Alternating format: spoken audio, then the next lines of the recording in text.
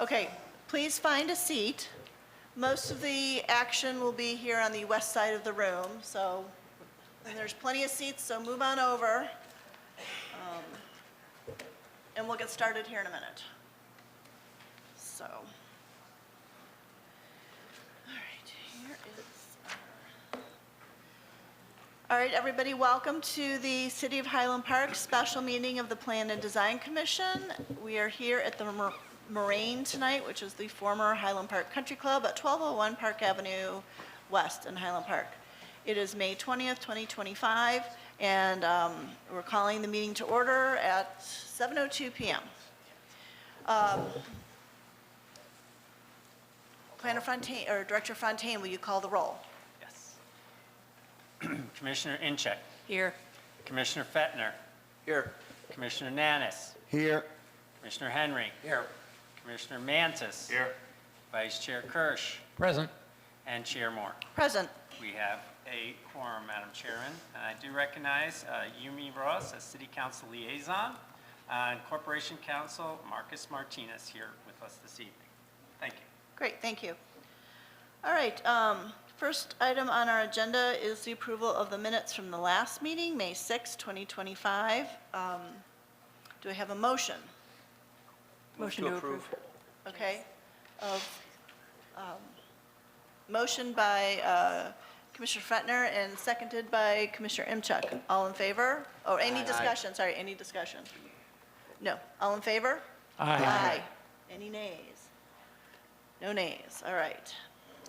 Madam Chair, I just want to recognize Autumn Fallis is with us, our student rep as well. Wonderful. Okay. Our one item of scheduled business is public hearing PUD-2025-00041 for a special use permit in the nature of preliminary and final planned development, rezoning to RM1 and R7, plat of re-subdivision, design review, and modifications from city code for a 240 residential unit townhome development at 1660 and 1700 Old Deerfield Road. All right. Mr. Burhoff, you can take it away.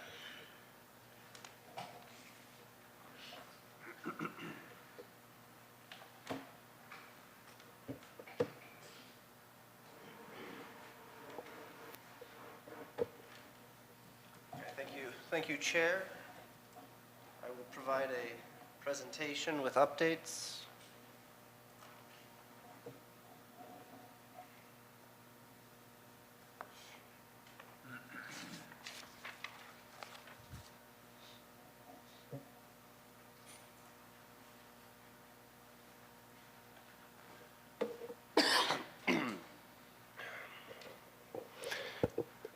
Okay, good evening, everybody. My name is Carl Burhoff. I'm a senior planner with the City of Highland Park in the Community Development Department in the Planning Division. So this is a continued public hearing for a project, a townhome project that's proposed for the former Solo Cup site. The address is 1700 Old Deerfield Road.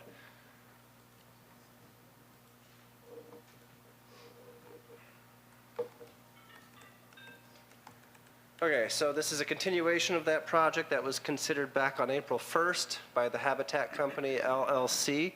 It's for 240 total residential units that are townhome units and 50 building assemblies with a club and pool amenity structure, proposed changes to Old Deerfield Road, including widening for a dedicated turn lane, as well as preserving landscape and open space along the west and south periphery of the development, and additional parking and landscaping.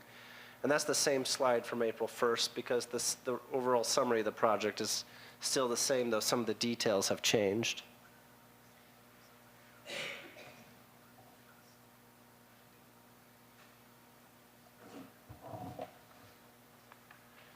Okay, so these are just summary changes. I'll just run through these. I do have, I'll try to keep this presentation brief, but I do have just a few more than a few slides.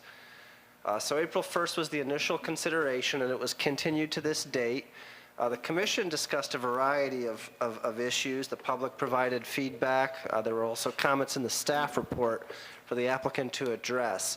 1 through 4 here, the applicant did provide revisions in the packet. Of course, that's up to the commission to determine the adequacy of those revisions.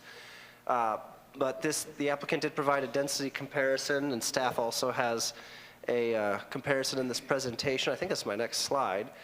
And then the commission also talked about activation of open space and on-site pedestrian facilities. The applicant provided various on-site facilities. I have a slide on that. The applicant provided a fiscal impact study that is still under review by the city. It was included in the packet from the Friday posting for the commission's and public's review. And the applicant also provided additional information broadly on design, materials, colors, design review, et cetera, landscaping.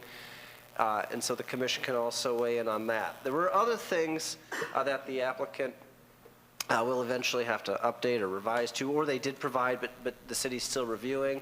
And so that's regarding the public benefit, bike and pedestrian facilities and impacts, not just on the site, but also adjacent in the neighborhood as well. Additional information for height relief, height exhibit for relief, and then also there was discussion by the commission about actually reducing the on-site parking. I actually have a slide on that in this presentation. And then the applicant also provided a revised traffic impact study and preliminary improvements plan, a civil drawing plan that's in the packet, but those are also still under review by the city to provide feedback at another future meeting on this matter. Okay, so for density comparisons, I have 2 slides on this, but the next slide is just a large aerial image. So these are 2 other RM1 developments within the city. So the proposed project is 240 units on 28.6 acres total. That's 8.4 units per acre. And of course, again, the applicant is asking for RM1 zoning. And so that's the applicant's density. The Bloom Street Waukegan development up on 425 Bloom Street is 22 units on 1.17 acres, which is a higher density rate, a little over double. That's 18.74 units per acre.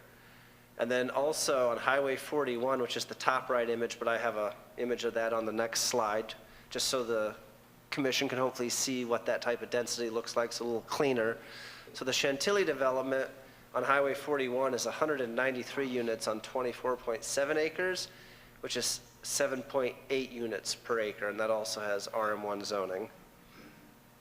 And then this is just an image of the Chantilly development to show you what that type of density looks like over that acreage.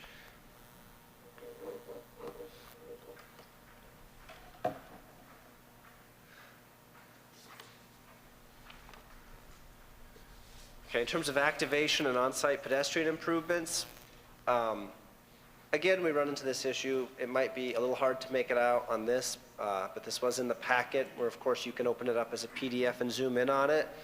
But broadly along the west, the applicant includes what they call an on-site 5-foot woodland trail. It's a 5-foot wide trail that runs within the site, within that western open space abutting Ridge Road. The applicant also has proposed a tot lot improvement. The dog park was there previously. That was an improvement that was proposed on April 1st, but in addition, the applicant's also proposing an improved tot lot improvement. That's also on the west side, the western open space. And then also there's a connection at the kind of the, not quite the southwest corner, but the southwest there where Devonshire Court T intersections into Ridge Road. The applicant is proposing a path there and a connection whereby residents from the development can then access that sidewalk and then go to there's a public park at the end of Devonshire Court. Okay, I'll mostly have the applicant talk about or answer any questions about design and materials. Having said that, I have a few slides on that. So this is a snip from the applicant's exhibit that's meant to show the array of the 3 color pellet options distributed throughout the proposed development. So you can see there's the color A pellet, the green, along the west, that color pellet B in the middle core, and then the color pellet C along the east and the north. And then there's a few other slides I have on this. Now, this is a materials thing. I don't want this to be confusing, but I noticed that several of the materials were the same in A, B, and C, but of course some of them also had different materials. So what this does is this captures the color pellet A on the left, which is the different materials and pellets for that. In addition to that, the one on the right, the color pellet B, let's see, now that's hard for me to read from here as well. This was included in the packet though, but there's a different type of color and material array for the color pellet B, and then on the bottom left from color pellet C, there's the two other types of colors for the brick veneer or the brick surfacing of the material that's being used, and then the hardy board on the left. There were elevations and renderings in the packet. If the commission needs me to go through the elevations, I can certainly pull them all up. And here, I just picked this one from the front and the rear. And so the applicant provided elevations, again, to the commission to determine the adequacy, to determine to what extent. The commission looks at the colors, the materials, the commission looks at articulation of the building, parts of the building that come out or project, articulations in the design, as well as the glazing, the windows, canopy structures on the front with columns for the doors. On the side, I didn't put the side elevation in here, but on the side elevation, you can see that third floor does have a projection. I don't remember the exact amount, if it's 1 or 2 feet, but it does have a projection to it. And the applicant also provided updated renderings, including ones that are supposed to depict from the private roadway. Okay, so for parking, so the commission had provided comments about parking on April 1st. The applicant has increased their parking by 10 total spaces. They increased, I should have put red on that third bullet point. So they increased it in 2 places. So on the surface parking throughout the development, that's essentially on private, it's on street parking, but it's the private street parking. So that's being increased from 124 to 130. And then there's a northwest surface parking lot across from the police department that the applicant is increasing to 40. So just for a breakdown of that, so there's 2 parking spaces required per unit. And so the garages provide that. There's a garage for every unit. There's 240 units. That's 2 spaces per. That's 480 spaces. And so the guest parking requirement is 0.25 per unit for market rate units, which equates to about 52 spaces. So the requirement is 532 total spaces. Off-street spaces or on-street if it's guest parking. Because again, in this instance, the applicant is providing on-street, it's on the private roadway, the private internal roadways. And then that gives the rest of the layout as well. That just gives the idea to the commission just what's required and what the applicant is providing in terms of parking. Okay, modifications. So here the red are just the 2 changes to this page. Everything else has stayed the same from what it was on April 1st. And so what's changed on this slide, so the setbacks, which I actually have a slide on that on the next slide, and then the height for the clubhouse, which was reduced. So the east setback, the relief there was increased, and the relief for the height for the clubhouse was decreased. And so this is a slide from April 1st, but I changed the site plan on the right because that's changed. So along the north, it stayed the same. And again, I'll remind the commission that along the north, that's a commercial zoning district. It's actually the light industrial district on the north. And so you'll have residential units there abutting up to commercial properties. And so the required setback there is 25 feet, and the applicant is proposing a 20-foot setback along the north, which is a 5-foot encroachment. And that's nearest 8 units. Then along the east, it was the same, but then the applicant, for various reasons, and of course they can get into that as well, they had to make some rearrangements on the site in part to widen the access ways for fire access, which I have a slide on that. So on the east, the applicant went from asking for a 20-foot setback to a 15.1-foot setback. And so that has increased the relief, where before it was 5, now it's 9.9 feet.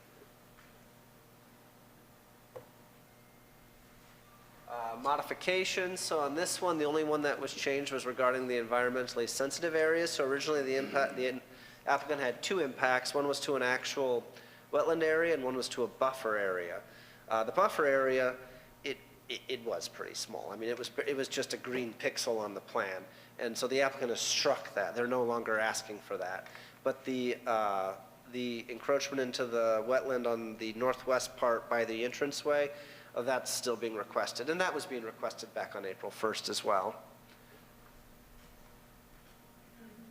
Neighborhood context, this is from April 1st, and I just think it's important, again, for the commission to remember always the context of, in terms of planning, what is the neighborhood, what is the area, what are the other uses, you know, the railroad to the east, commercial and light industry to the north, institutional police department to the west, and then also single-family neighborhood to the west, the southwest, and the south.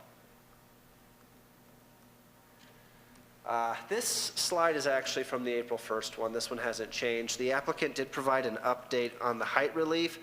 They indicated that when they prepare the final civil drawings, then they will be able to prepare a final exhibit as to further define what the height relief is. And of course, the applicant would have to provide final civil drawings as part of a final PUD, so the commission would get that anyway. Oh, I already talked about the wetland impact. It's that bottom one, the green one, has been struck, and the one in the northwest remains. This slide, though, to be clear, this is from the April 1st one.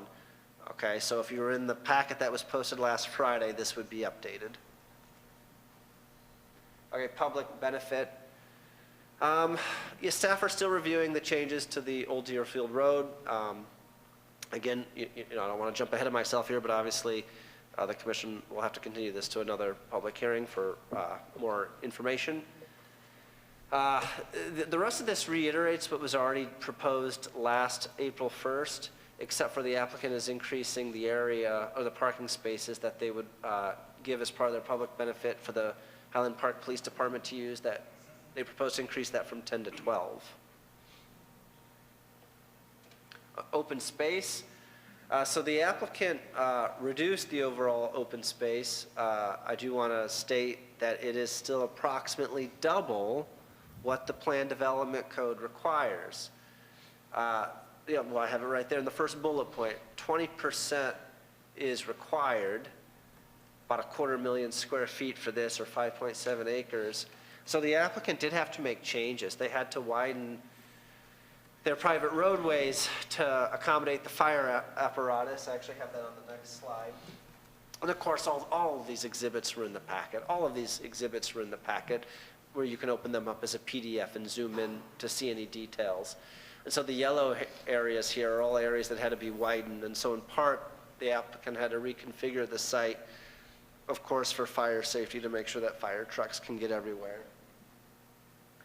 And so again, the open space was reduced. It was 44%, which I believe was 12.6 acres. And so it's been reduced to 40%, which is 11.7 acres. So a loss of about not quite 1 acre of green space, but as a percent, something like 8 or 9%, not quite 10% reduction.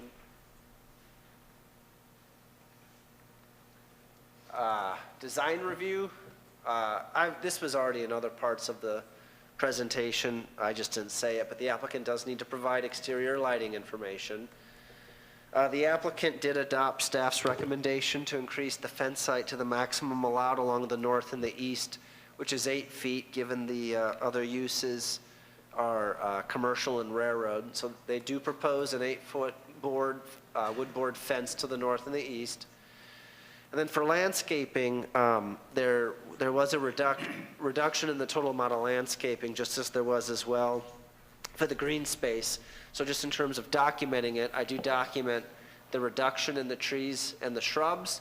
Again, so that's red because it decreased, but the other 2 columns there are green because they are complying with what's required, and they are still surplus. They are still surplus and above what is required by Article 22 of the zoning code for landscaping. Now, originally I did not want to put this slide in here because I do know that I do know that it is hard to see these, but I do want to just draw attention to this. Just the commission should just consider, because several of the things that are here today, there are several things that are here today that are absolutely complete and ready for the commission to weigh in as to the adequacy. And one of those, again, architecture, design, landscaping, which this is the landscaping plan, the materials, colors, et cetera. And so I just, again, wanted to direct attention to the commission on the landscaping, both on the quantities that are being provided. I did indicate that the applicant does still have to provide the species. The install heights are listed, and those comply with the code. And so this is just the landscaping plan, a snip of it on this slide and the next slide. And so the commission should consider, again, also the distribution of the landscaping. The applicant has distributed landscaping. There are certainly concentrations, at the northwest at the entrance where people come in. There's landscaping as well all the way up on the northeast where that spur road goes, up where the railroad intersects Old Deerfield Road. And then, of course, there are concentrations of landscaping along the buffers to the north and the east. And then there's landscaping distributed throughout the development. On this one, it's really just easy to see the circles throughout, which are proposed trees throughout the internal development. You have to look at the fine detailed sheets, which I put on the bottom left. That shows the landscaping for what's going around the foundations of the proposed homes. Here as well, I put that same thing, so this is on the south side. And to be clear, though, there are existing vegetation along the south and the west. Those areas don't necessarily depict new landscaping. Again, you have to actually look at the plan in the packet where it's easier to see it and make it out. I don't have any new comments about the plat of re-subdivision. They do propose to consolidate it to make it one lot. Yes. The only update for Housing Commission is that on April 2nd, the day after the April 1st Plan and Design Commission meeting, they did go for preliminary approval to the Housing Commission, and the Housing Commission granted that, provided comments and feedback though, so the applicant does have to make some tweaks and provide additional information, and that will go to a future Housing Commission meeting. Otherwise, there are no updates on this. Other comments, as I already stated, there were a civil drawing, a preliminary civil drawings. It was called the Preliminary Improvement Plan. That was in the packet, posted Friday, available for anyone to look at, but the city is still reviewing that, as well as the revised traffic study. There was also a revised traffic study that was posted in the packet. The city is still reviewing that and will provide comments, as well as I'll distribute to the utility agencies as well for their comment. And as I always point out, there were comments. I always like to acknowledge there were comments received by the public over the weekend and on Monday. And I did provide anything that I received before noon today. I did distribute to both the commission and to the applicant. And of course, those comments will be made public. They'll be posted with the next packet, just as I did with the comments in this packet that came in last time. And then I just also want to point out, in addition to the comments that the city will provide on the revised traffic study and the engineering plans, we're also at staff. We are also going to provide additional zoning review, as well as for the north buffer and setbacks to the commercial uses, as there were comments about that from some of the neighbors as well that came in. This is my last slide. Should reopen the public hearing and take testimony from the applicant, take testimony from the public, and then of course continue this as appropriate. Wonderful, thank you. Thank you. Does anyone on the commission have a question for? Yes, Commissioner Nanis. Yeah, quick question, Carl. On the first slide on the density, if you can go back to that, please. So, in regards to the total acreage is based on the total acreage of the site, but not the total acreage of what's actually being developed. Is that correct? So for the proposed project, yes, the 28.6 acres includes the entirety of the site. Okay. That is correct. Actually, if you want the, well, sorry, were you gonna? No, I was going to ask, and you're probably going to answer my question. I was just curious because we're going to, the ask was to break it up into, RM1 and then R7. So I was curious what the density would be on the specific part that would be under the RM1 zoning. I can tell you that. I have that in my extra notes right here. Thank you.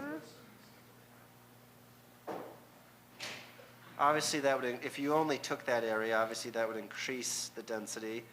So if you only counted the RM1 area that they proposed to rezone, it would be 11.64 units per acre. So it would increase it. It would increase it, obviously. What is the requirement for RM1 zoning in terms of density? The density? Oh, I don't have to look it up. It's 1 per. 15 units per acre. Oh, I just remember it was like something per 2,000 square. I can look it up, actually. It'll only take me a moment to get that. Okay. I actually have that right here. In the RM1, the density requirement is you can't go more than 1 unit per 2,904 square feet. So yeah, that's the director's state. That's about, you say about 15? About 15 Yeah. per acre. And the Waukegan Bloom development that you see there is at 18.74. That's due to affordable housing density bonuses. That's right. That's right. And that was a previously approved project. Yep, that's right. Because then that would allow you when you're bumps allowed in a certain density. on-site market rate bonuses if you do on-site affordable units. Thank you.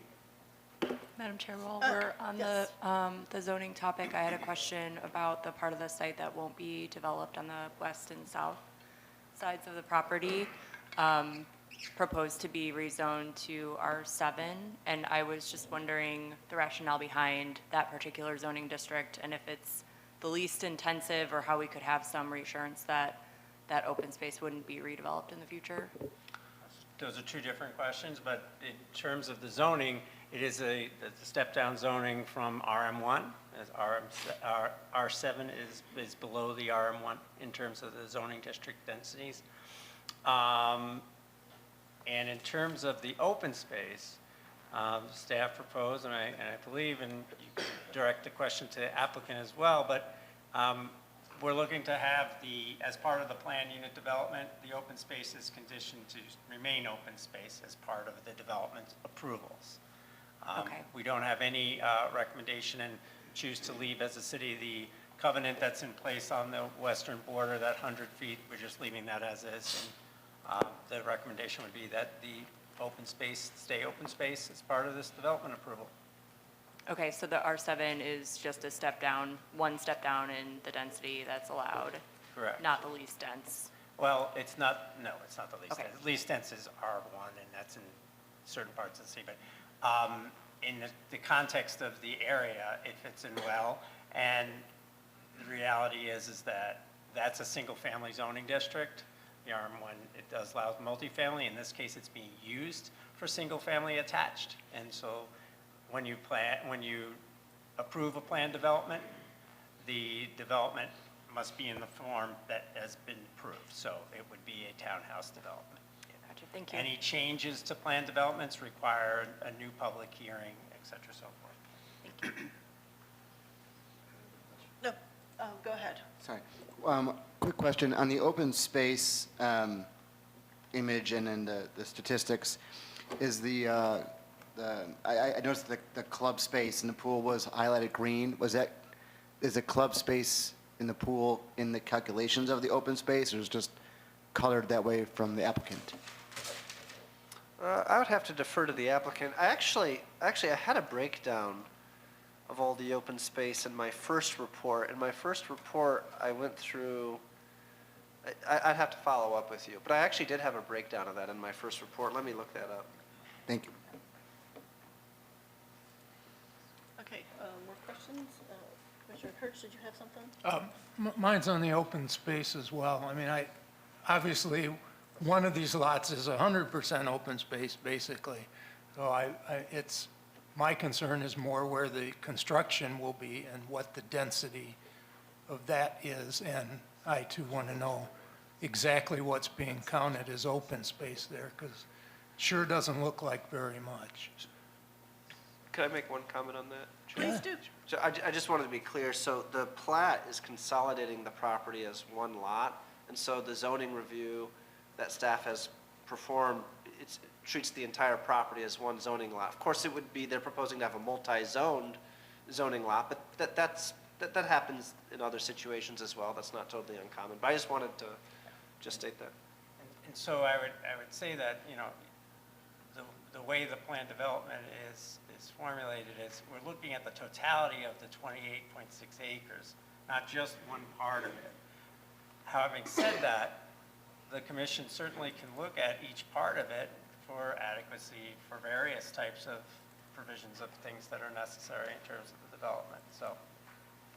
Well, I guess, that just raises a question as to why we're doing two lots instead of creating one lot and then making the restrictions on the open space or the covenants or the easements or whatever else we have to do. I'm not clear now. If we're treating this as one parcel, why are we doing the two different zonings? Zoning districts are in parcels. We've split zoned it. It's in terms of the zoning map, makes sense to have that down zoning on that western side as a transition to the zoning to the west. I mean, you certainly could have it all RM1 zoning. You could. And yeah, you might say that, well, you know, the net effect of this approval either way, whether it was RM1 or R7, would still require that space to be open space. Sure, that's true. But having said that, this is a proposal that makes sense both from a zoning map perspective and yields the same result if there's a concern on that. Well, You know, there really isn't respectfully, I don't think there's a concern. R7 allows significantly less development than an RM1. sure, but I think we're anticipating no development on that particular zoned But by property. construct- So by zoning it R7, I mean, that's not saying no development ever on that parcel. Okay. I would say that all land in our city has to be zoned. So there isn't a no zoning. There's land use rights afforded to all land in the city through the zoning map.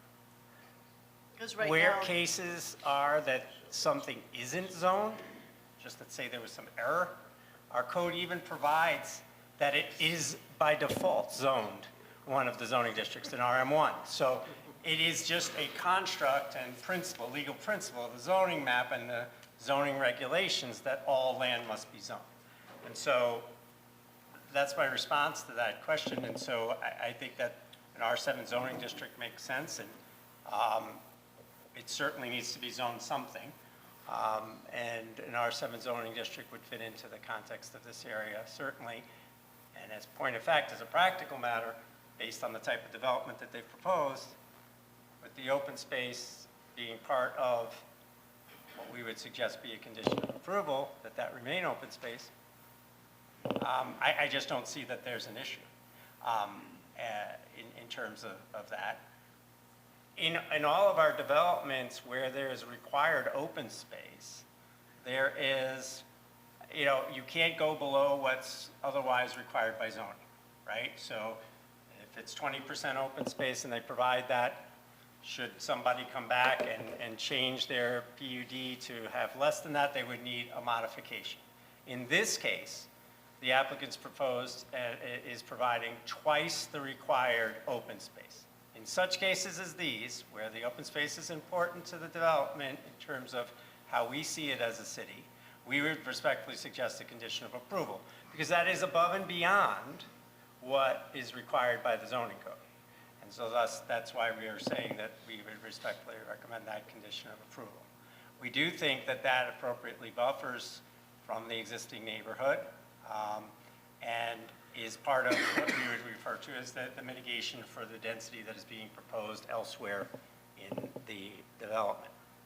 Thank you, Madam Chair. I appreciate the indulgence. No, that's fine, thank you. And, we can't leave it as industrial zone. It was I-zoned before. It's still It is still I-zoned. It's still currently I-zoned. Yeah. So we can't leave it that, we can't leave part of it that way. Right, So it it all could. has to be, I wouldn't say you can't leave it I-zoned, I just don't see, I would respectfully say, why would we? Right, why We would want we? it to be residential. right. We want it to match kind of the area around. Commissioner Henry? Chair, if I understand what you're saying, then Director Fontaine, even if we were to agree to zone this open space area to R7, a covenant in the PUD requiring that it be maintained as open space would trump that zoning ultimately, and the only way they could develop that property as an R7 would be to come back here. Correct. So if it was a condition of approval, not so much a covenant, but a condition of approval in our ordinance that the council approved, yes, that's correct. There wouldn't be able to be development in that R7 area unless there was an amendment to the planned development that would go through a public hearing process like this and then back to city council. Yeah. Can we add some language in there that our intent is that really is never to be developed? Because when we're long gone and it comes up for an amendment, and I would hate to see that, to have there any type of ambiguity about that. Well, I think that goes to the conditions that we approve this under, correct?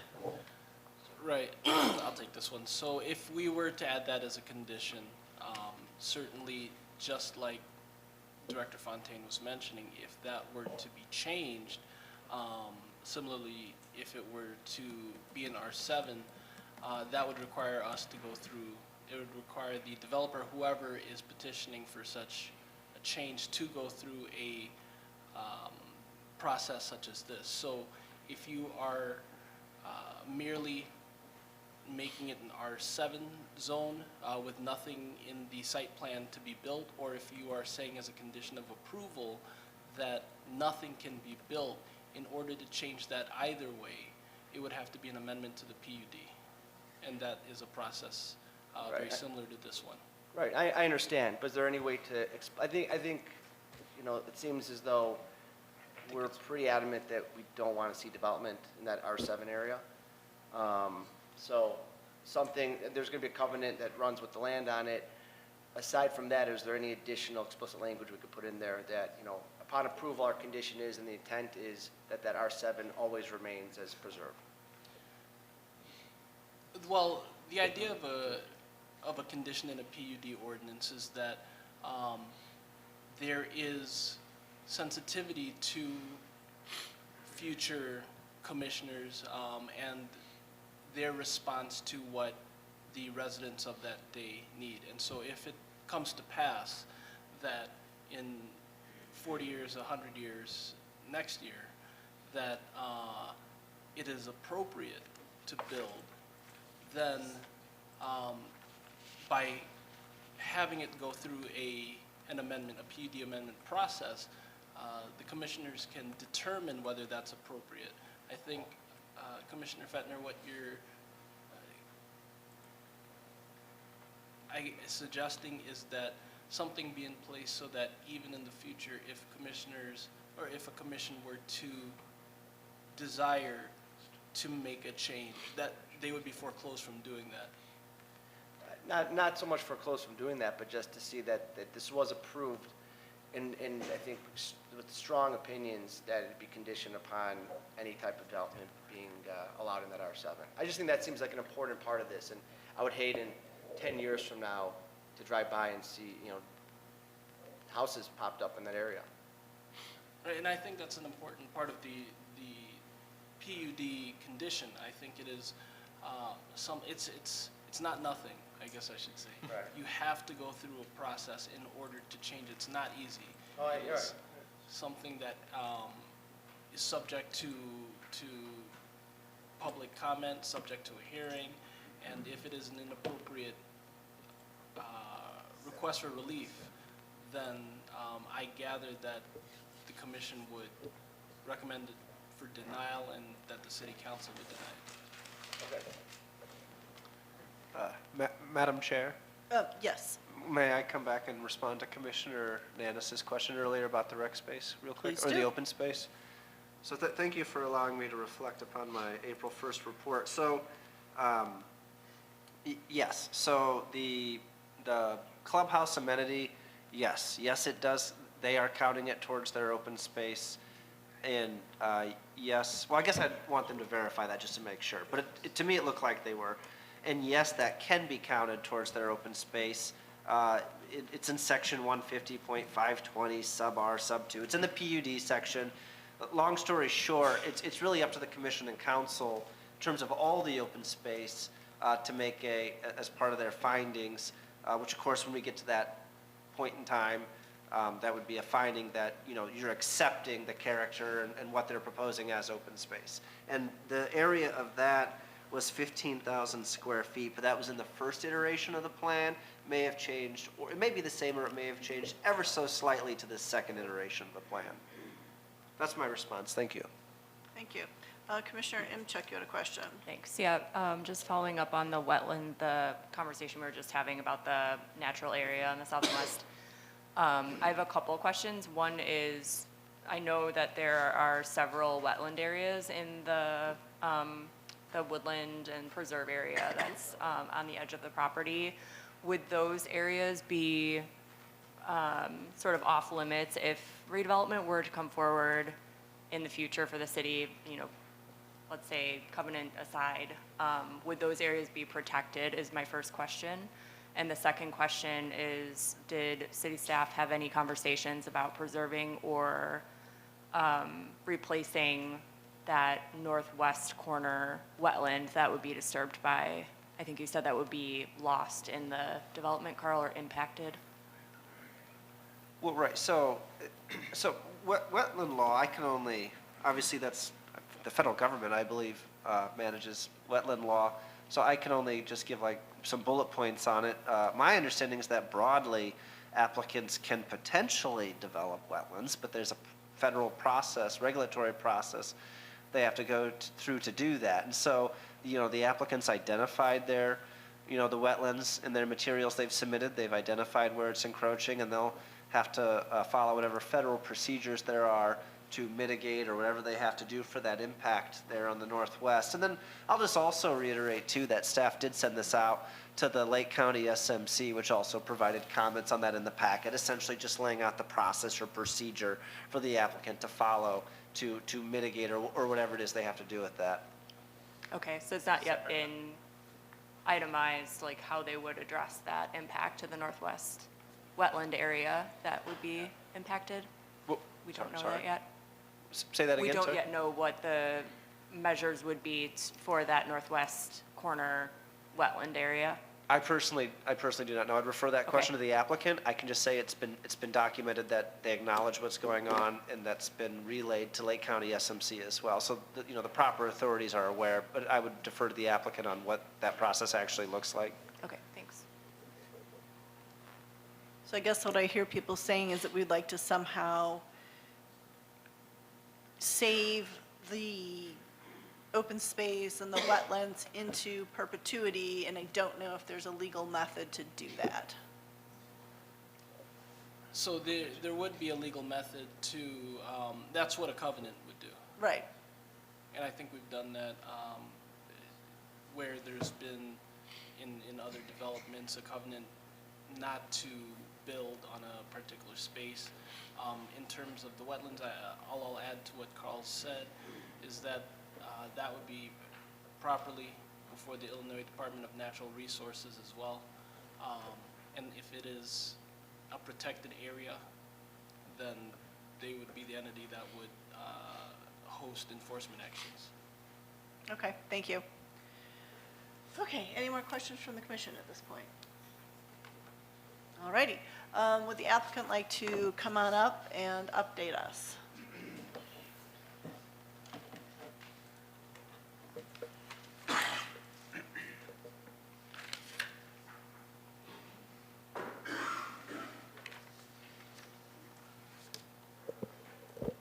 spoken to us before? I believe you have. I did in April, but we may have a couple new speakers. Do you want to swear them all in at once, or?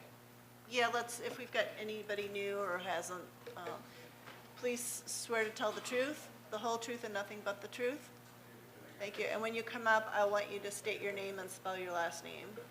All right. Okay. Thank you.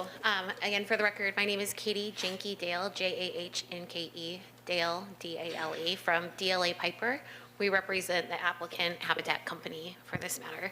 Just briefly kick things off, and then we actually are going to have our consultants come up and go through some of the items that we're responding to or providing more information to tonight. Do you want to advance this? As always, staff did a very thorough job, and so we'll try not to repeat anything that staff covered. But for anyone new to the project tonight, we did want to give the overview that Carl covered. The overall unit count and parking has been modified slightly, which we'll cover in our site plan presentation. And then we took some of the feedback that we heard last time around walking trails, enhanced open spacing, and incorporated those into the plans. And again, we'll get into more detail when we have those plans up in a few slides. Oh, you go too. Sorry.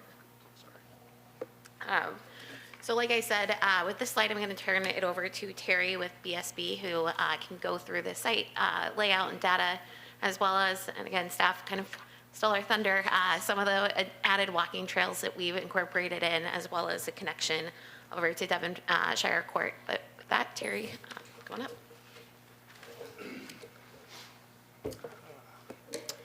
Thank you, staff, members of the Planning Commission. Good evening. My name is Terry Smith, S-M-I-T-H, easy, and I'm from BSB Design. Again, thanks to Carl for a real thorough rundown of a lot of the changes, so I'm trying not to be repetitive. But I would like to kind of go through a few points. And this goes back to the beginning when we first approached the site planning process of the site. We realized we had this great edge with the treed area along Ridge Road to the west and to the south, but we have some rather challenging edges to the north with the industrial and to the east with the railroad tracks. So what we wanted to do is make sure that the buildings that, as we sited these buildings, that we didn't have any rears of these buildings or fronts of these buildings facing north or facing east. So we wanted to really minimize the impact of those uses to our proposed buildings. So that's why you see the site plan up on the screen. All the buildings along the north and east kind of side to those uses in those areas. Otherwise, we did, from the last meeting, Plan Commission meeting in April, we did hear some of the concerns expressed, like about open space, and one of the other things that we tried to do is there was a few kind of fragmented little park areas that we wanted to create a more significant centralized open space area that had a little bit of connectivity to the club. You see up on the screen, just to the south of the club, which is the yellow building, kind of a pie-shaped open space, a small park south of the club that is a much larger in size than what we had before. Otherwise, Carl mentioned about the walking path and trail that we added along within the treed area along Ridge Road, and how it connects to Devonshire and then goes around a top lot that we also added from one of the changes from last time. And the idea behind that trail, we went to a lot of effort to try to locate and align the trail so as to minimize and avoid any impacts of tree canopies with heritage trees. So next slide. Another request that was made from staff was, and you have it in the submittal packet, is to take the plan and kind of blow up sections. And we've added a lot of dimensions so you can see, dimensionally some of the relationships that exist on the site. The travel roads largely are 26 feet wide. And this is obviously to permit fire access and staging for aerial apparatus equipment. So we provided these graphics. They come in 4 sheets. Yeah, and this sheet you can also kind of get a better idea of that proposed trail pathway that we have on our side running along Ridge Road. We also added a few spaces in the parking lot at the northwest corner. I think we had 36 before, we have 40 now. Next slide, please. And this again shows the northeast corner and how we have that private access drive that exists now that we're going to use as a secondary means of egress for the site. And you kind of see the club building in the center. I will also point out that we're not showing on the plan, but there will be a bike rack situated at the club. Next slide, please. This shows the southern portion of the site, or south. I call it southeast. You kind of see the dog park. The other thing I wanted to point out is the buildings along the railroad track. We did move those a little closer to the railroad track by 5 feet, but what we did instead is that we took that 5 feet and added to the landscape area on the opposite side of those buildings, so you'd see a little bit more green as you're driving through the community. Next slide, please. And this shows the southwest corner of the site. You kind of see the continuation of our new path, how it kind of goes around the tot lot and connects back into our proposed neighborhood. I think this time we also added a maintenance building that you see kind of towards just to the right of the tot lot. And also on these graphics, we did add the dash line that shows the limits of the wetland buffer to show that anything that we're proposing, buildings, trails, is outside of that wetland buffer.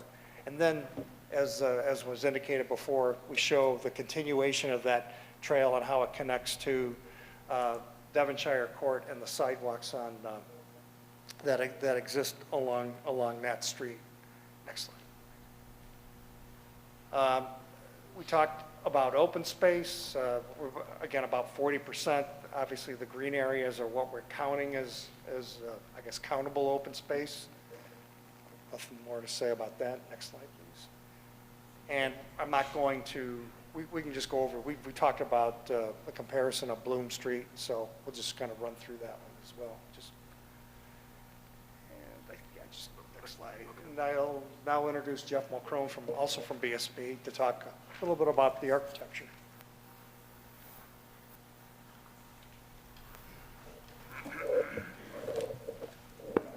Good evening, commissioners and staff. I'm Jeff Mulcrone, partner and director of design for BSB Design.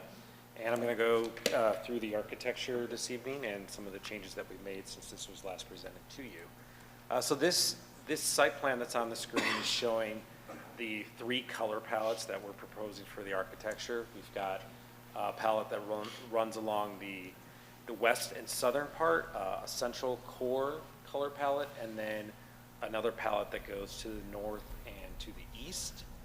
And since we were here last time, just want to note that we've actually warmed up all the color palettes since we were last here. I have a material sample board. I can kind of show you what those real materials look like. Because on the screen, these elevations don't look good, and when you print them, the colors never really match. So we actually brought in a board to show you that. Next slide, please. Carl, next slide, please. No worries. So, with all the buildings on the site, we do have a lot of variety of different sizes and number of units, from 4, 5, and 6 unit assemblies.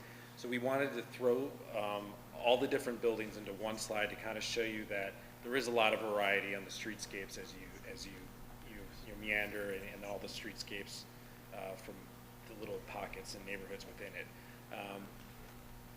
And then these are just kind of showing, the potential for how the different gables, the different massings, the different colors, how they all blend and work work together. Next slide, please.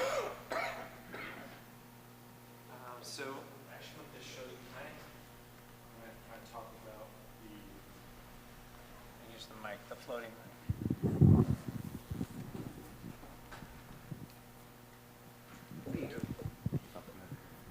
It's working? Okay. Yes. Get a personal demo. I'll be the human easel. All right, so we assembled the exterior materials that we're proposing for the site, and we have the two brick colors that are along the bottom. They're warmer tones of, earth tone grays. The architectural shingles, and then we have 6 varied cementitious siding products. These are all hardy colors, and then they're used in different combinations on each building. So this is just kind of showing the overall total palette that we've warmed up, and then there's some accent colors like the blue, and we've got the warmer, the beige, and then the grays, and then we also have the doors and windows, which is the dark metal color. All right, wonderful. Here. Perfect.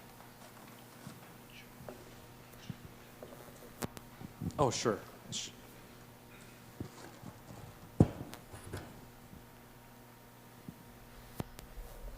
Can you turn it this way too, please?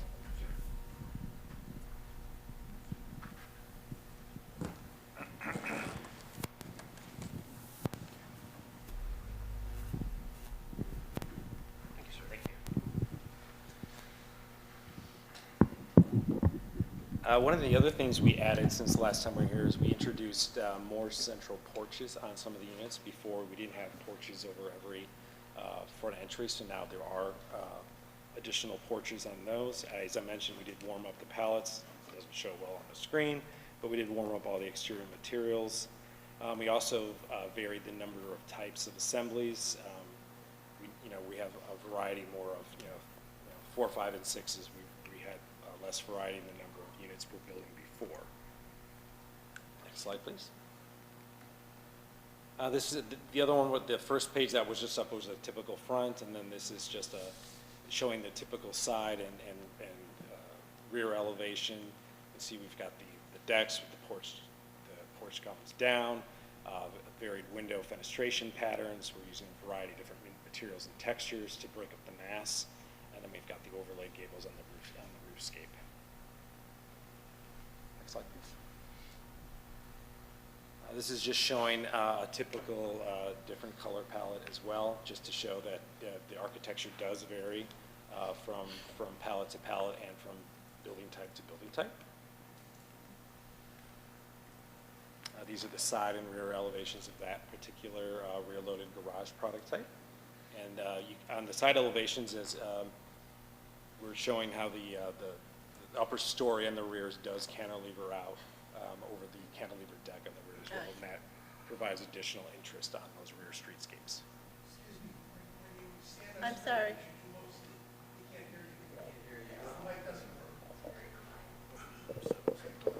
Okay, apologize for that. Sure. You can pull that out. Okay, that's fine. Is this better? Yeah. Okay. Next slide, please. This is an additional color palette with one of the 6-unit assemblies. This is a warm gray and lighter beige palette, and once again, just showing that we've added more porches to the front entries. Next slide. And this is the typical rear and side elevations of the 6-unit building assembly. Next slide, please.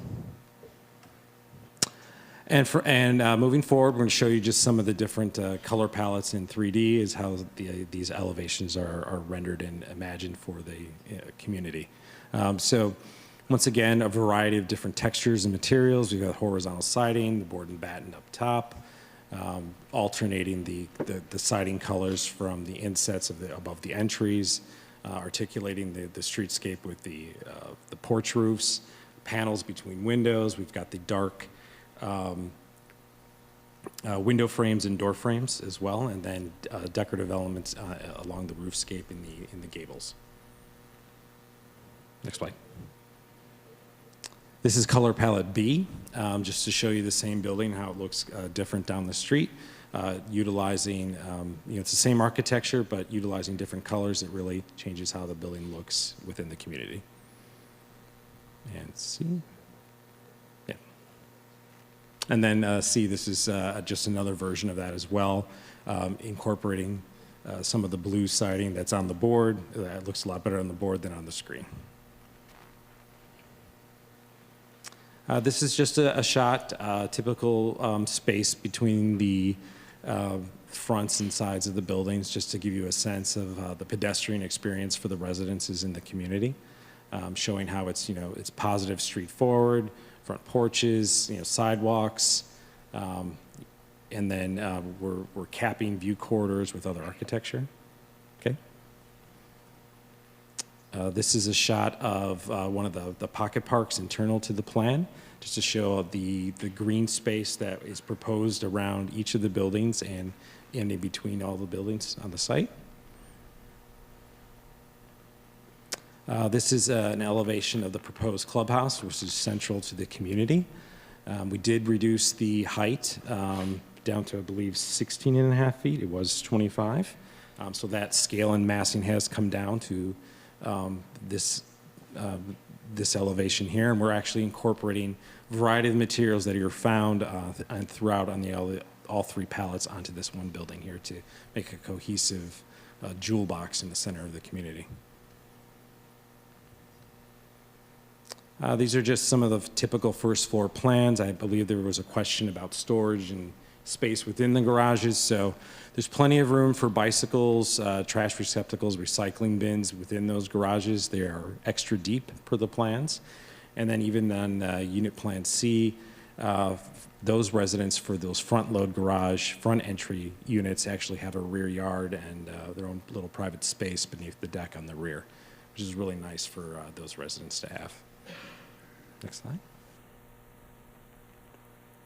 Just some comparison to what's around. So to the northwest, just north of the police station, there's a neighboring development, which is also 3 stories, which is actually taller. Their height is around 44 feet to the peak, and their soffit's at about 35.5 feet, meaning the mean height of their structure is about 40 feet. Next slide. So in comparison to our proposed development, the site is, the grade falls off across the site at about 3 feet. And per zoning, we have to take the highest point on the site and then apply that across all of the buildings on the site. So what that means is that even though our buildings, our mean height is roughly 38 feet, per zoning, it's called 41. But you would never experience that as you walk around the community because all the buildings are the same construction, same heights. We have 9-foot first floors, 10-foot middle floors, 9-foot upper floors, and foundations are all set at the same. So throughout the entire site, every building mean height is at 38 feet. So just in comparison to the previous slide of the other building, we are 2 to 3 feet below the height of that other community. Next slide, please. So the average existing grade, as I mentioned, is about 3 feet of fall from corner to corner of the site, and that's about a quarter-mile distance. So as you're on the site, you would never perceive that 3 feet. It's virtually flat, and that's what I was trying to get back with. Even though the mean we're calling out is 41, it's actually really only 38 when you stand next to a building. And then our eave is about 33 feet. So as you stand next to the buildings, you really wouldn't even see the roof above that. Next slide. And for this, I'll hand it over to Jeff from Dixon Design Studio.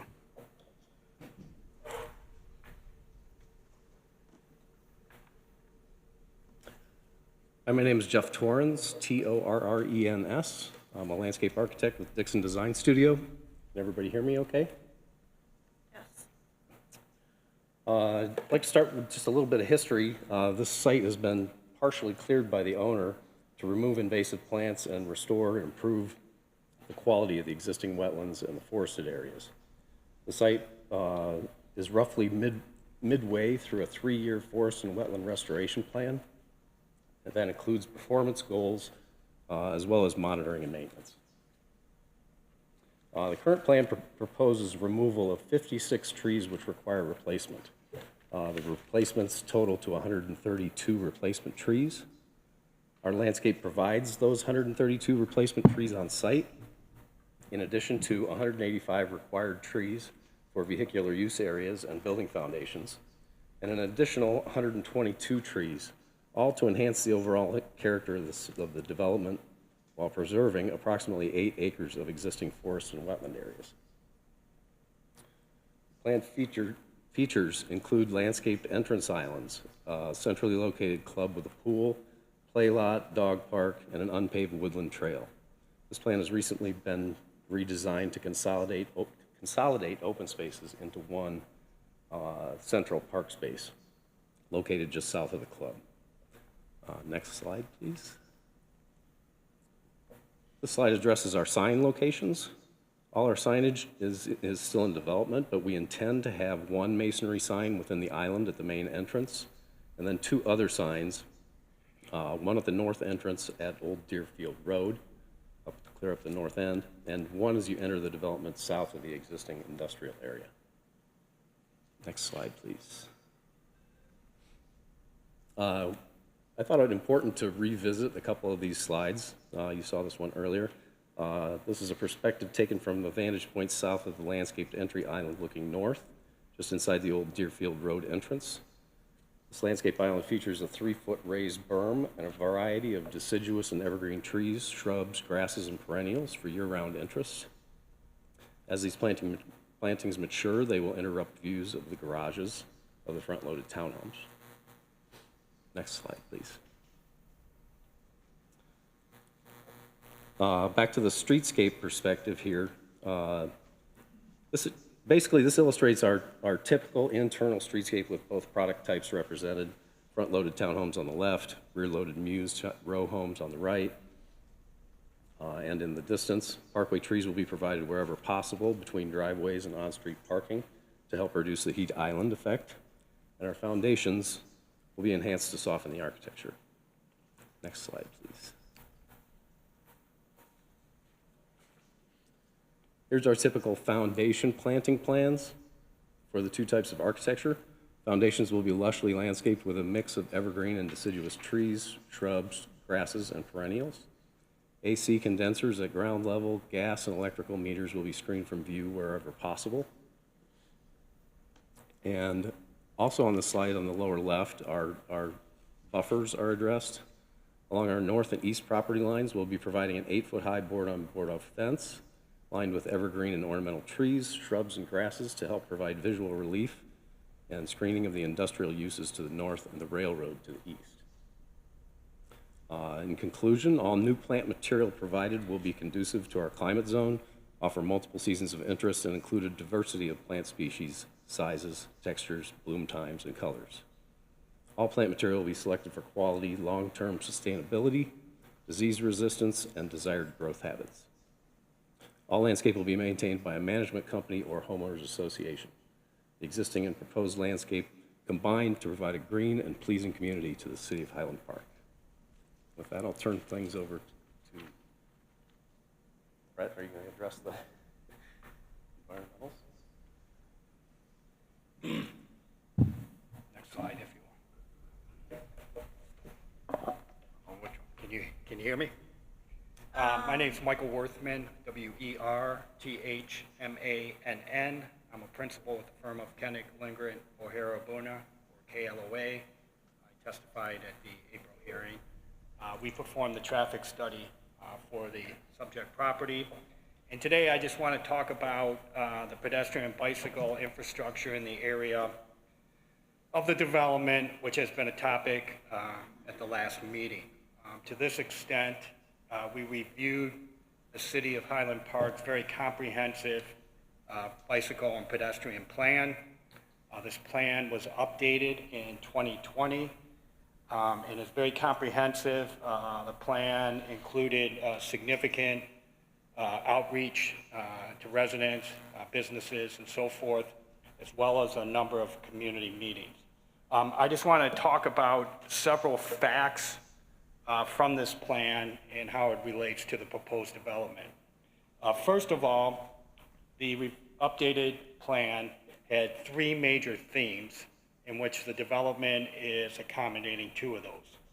The first theme of the plan is to eliminate sidewalk gaps within the village. As you've heard, as part of the proposed development, a sidewalk will be provided on the east or south side of Old Deerfield Road between Richfield Avenue and Ridge Road. So we're providing that sidewalk there to fill in one of the gaps within the community. The second theme was to improve intersection and pedestrian crossings. As part of the development, a new ladder-style crosswalk will be provided on the south leg of Old Deerfield Road at Richfield Avenue, providing a crosswalk to the new sidewalk on the south side of Old Deerfield Road. In addition, a high visibility ladder-style crosswalk will also be provided at the access drive.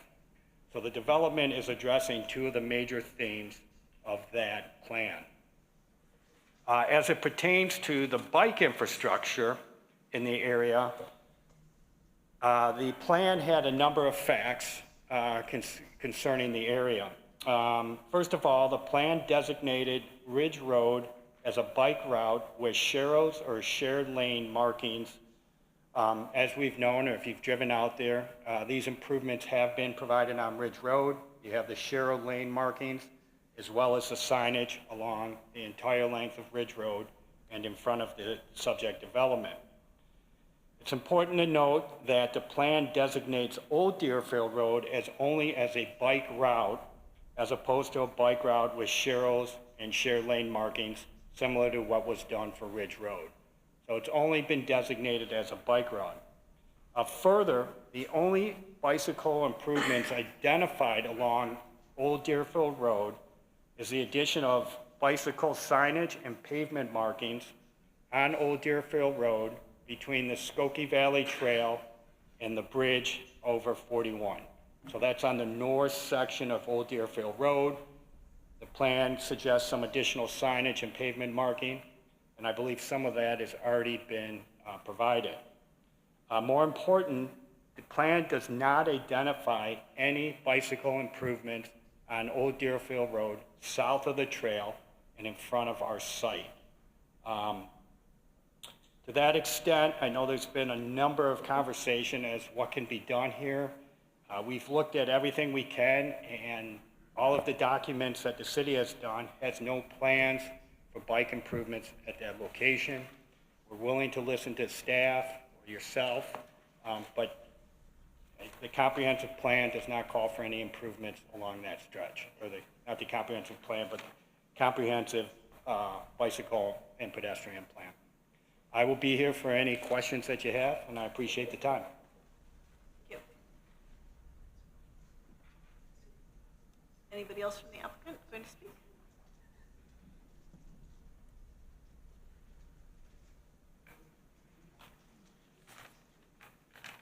My name is Thomas Black. I'm an architect, Senior Vice President of Development for the Habitat Company for 44 years. I'm going to be talking about environmental. Do we have? Next slide. Yeah. Over the years, we've been developing much of our developments in the city of Chicago, much of it on urban land that has been burnt out by the Chicago fire, old railroad sites and all. And we have proceeded with Illinois EPA to go through a process to get their input on what they want after we do our phase 1 and phase 2 reports.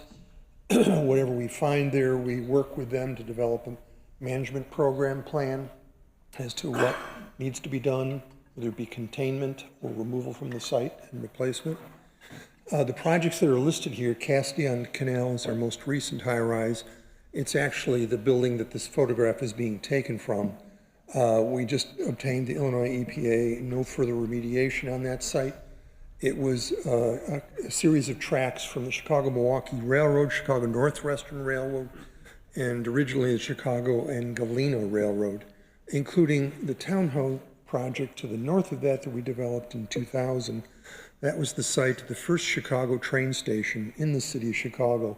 Ran from that site out to Galena, Illinois, where transportation linked via riverboat down to New Orleans. When we actually developed that, we found the foundation from that train station. But over the years, it was used then by Chicago-Milwaukee Railroad, Chicago Northwestern Railroad, before they moved over to where the Merchandise Mart was.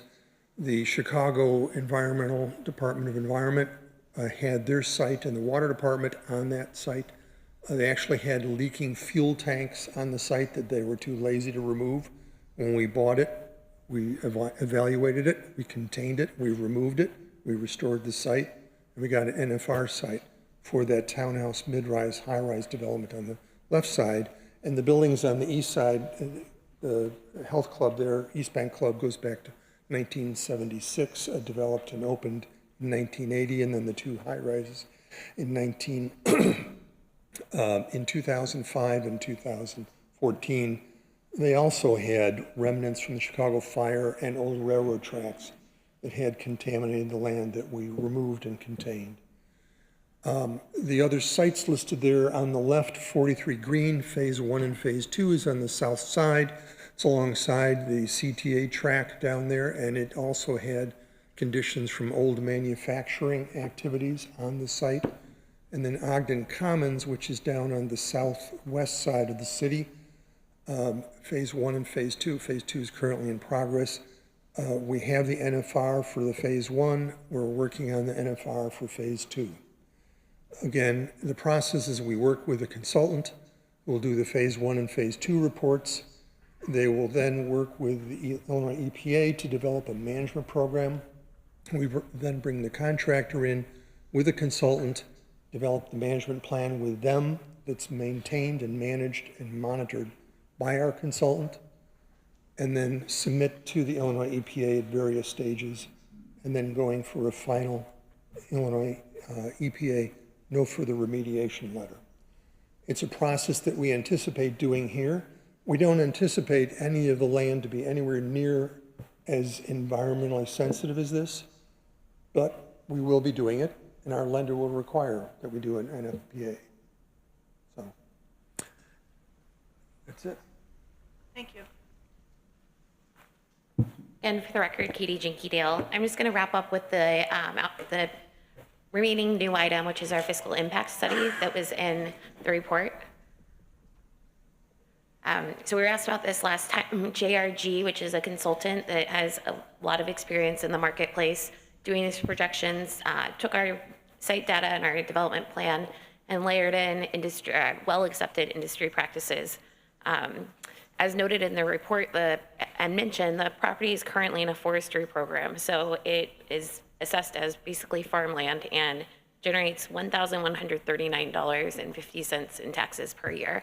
So this project will generate significant new taxes, and even taking into account the State Affordable Illinois program that would apply to the rental scenario, as well as the city's expenses shown on the second to bottom row there. It's a net positive for the city annually after development. Next slide. Then JRG also, again, using well-accepted industry practices and calculations, looked at the impact on the various school districts. And overall, it's anticipated with the 240 units, there'd be only 72 school-age children, and using the multipliers, about 66 that would be going to public school. And then they, with each school district, as detailed in the report, took into account the increased costs of those new students and the projected revenue, again showing a net positive for all schools in all scenarios, rental or for sale. With that, we are ready for any questions. We have the whole slew of consultants you've heard from and additional ones, but we appreciate your continued time and review of this application. Great, thank you. Do any commissioners have any questions for the applicant at this time? I have a few. All right, please go ahead. Thank you. Commissioner Fettner. Thank you. I guess I'll start with the trails, the tot lot, the dog park. Is that going to be accessible to the public, or, because I noticed that it is privately owned, obviously, or is that going to be just for the residents of the development? Those trails are currently contemplated to be for the residents of the development, not open to the public. Has there been any thought to opening those up to the public, especially the dog park? I don't think there's one nearby. I mean, if the residents are going to have access to, other areas outside the development, Devonshire Park obviously is going to be impacted with residents from the development. It'd be nice if maybe the community has access to some of those amenities also. That's not currently contemplated, mostly for kind of security insurance purposes, but so it's not something that it's something we thought about, but because of those concerns, decided that we weren't going to propose. But, made note of the comment. Okay. No, but I'm sorry.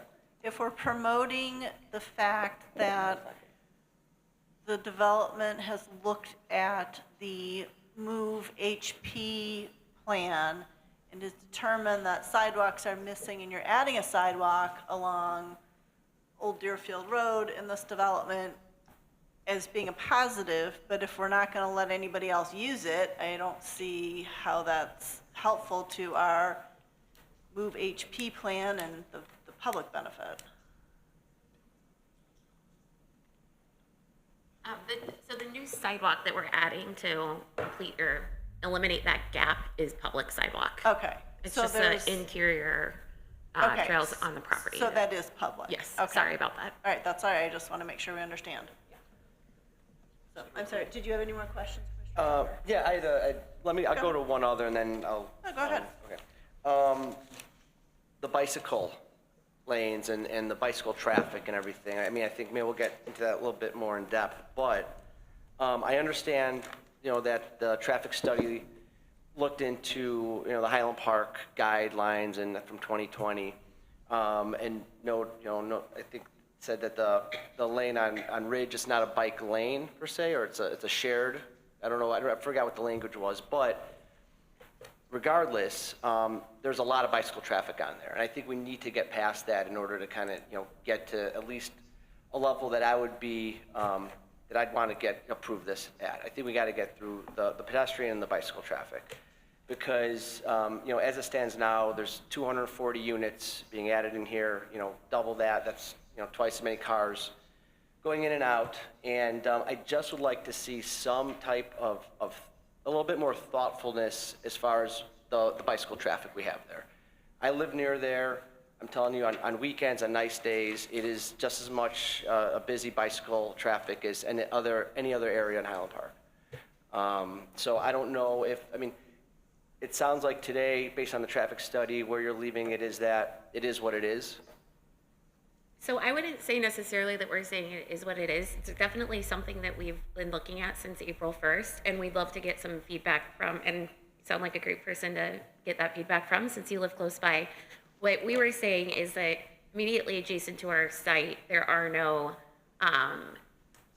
no contemplation of additional bike infrastructure. But one thing that we've been talking about as a team, but it's somewhat out of our control because a lot of them impact public right-of-way, the bike trails in the area, is getting feedback from the commissioner, or the commission and the community if there are certain things that we could look into either performing ourselves or contributing towards that would improve that in the area. We've been asking, but we kind of were hoping to hear more tonight as just to what's contemplated and how we can try to brainstorm improvements.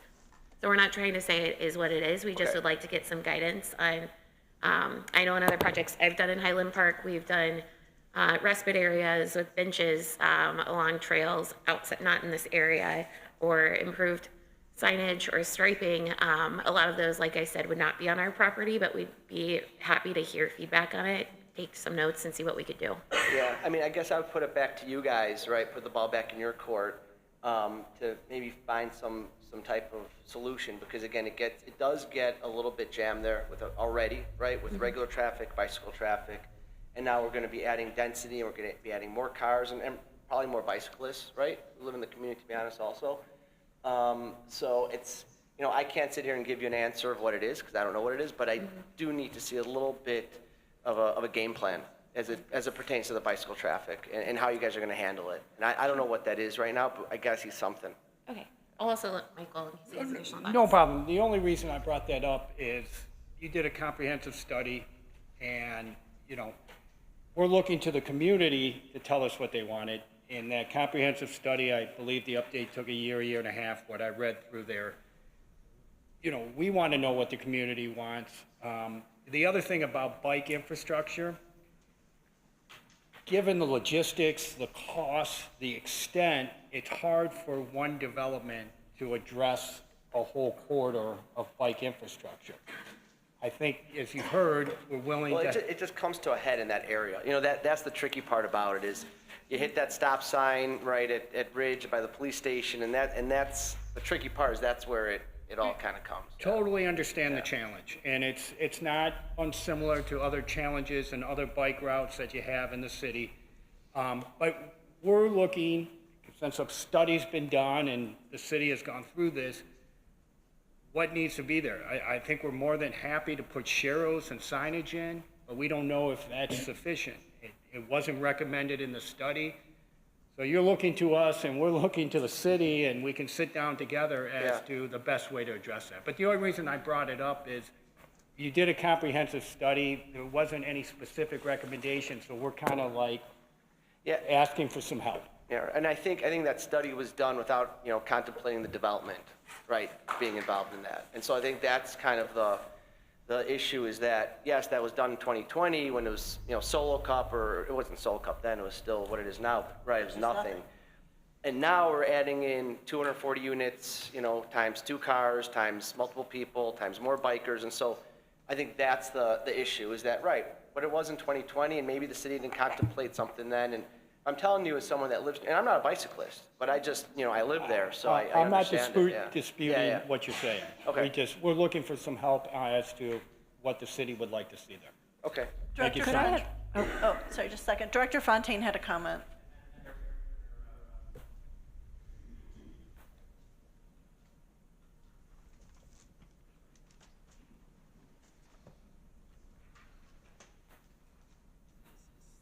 Staff are still reviewing that part of the development proposal.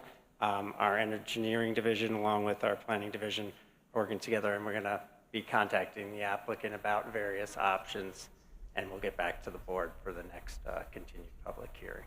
Wonderful. Okay? Thank you. Wonderful, thank you. I would just add in, just making sure you understand, or that we all understand where the bike traffic and the pedestrian traffic is moving to in the area. I suspect a lot of people are coming up Ridge to hop on the North Shore Bike Path, and they have to get to that off of Old Deerfield Road by the train tracks. And then you'll have kids, presumably the kids, I don't know where they're going to school at, the handful,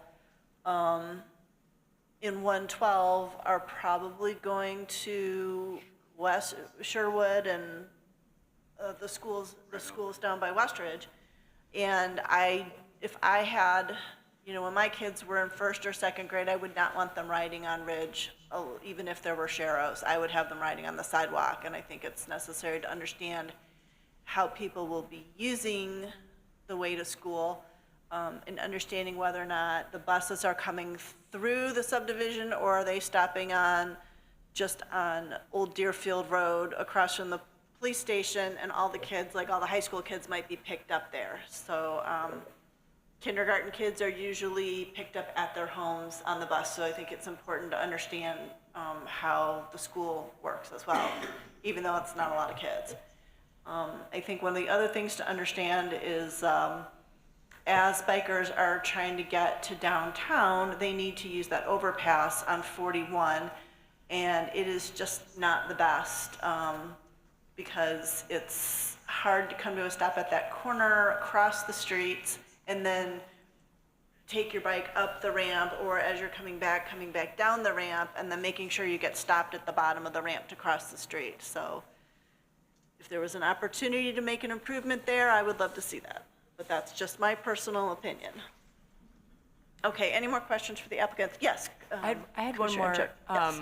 comment about the the bicycle infrastructure adjacent to the site. I think adding the number of cars that we're talking about adding in this development and there's 2 access points that get you into the development, but most folks are going to be using this old Deerfield Road exit is my assumption. And you're getting all of those cars at that pinch point where you also have a lot of people using bicycles and walking. And I think there needs to be a little bit of creativity of how can we elevate the driver awareness at that point to slow people down and force them I don't know if it's signalized, I don't know if it's a stop sign or with blinkers or what. I'm not a traffic engineer, but I think there's ways to raise the driver awareness and also potentially to use the cycling infrastructure that we can put in place on those adjacent roads to just make it safer if you're going to add that number of cars to this particular location. Great, thank you. Any more questions? Yes, Vice Chair Kirch. Was there any look at reducing the density of this project? Are these working? I think so. Okay. The density, I think we discussed this at the last meeting, and I'm looking at the Chantilly, the 7.8 units per acre, and when I saw that aerial, it really surprised me that it wasn't much denser than that. You guys, just on the parcel that you're building on, are at 11.64 per acre. It still feels too dense, and it still feels like there is nowhere near enough open space. You've got the main park and 1 pocket park. That's all I saw. I mean, that rendering's very nice. I could see that community being developed and built, but unfortunately, that's only one little piece of it. You got a whole row of buildings along the railroad tracks that are just one after the other. And the second question along that is, why do you have the 3 colors completely separate? Are you building different neighborhoods? Sure. So on the density, and then I will defer to the team to talk about the thought behind the color. I mean, maybe shame on us, we should have started, in our minds, have already reduced the density. We're below what the district would allow of 15 units per acre. We had looked at, maxing out the density, which a lot of developers typically do, which would allow us to start at like 260.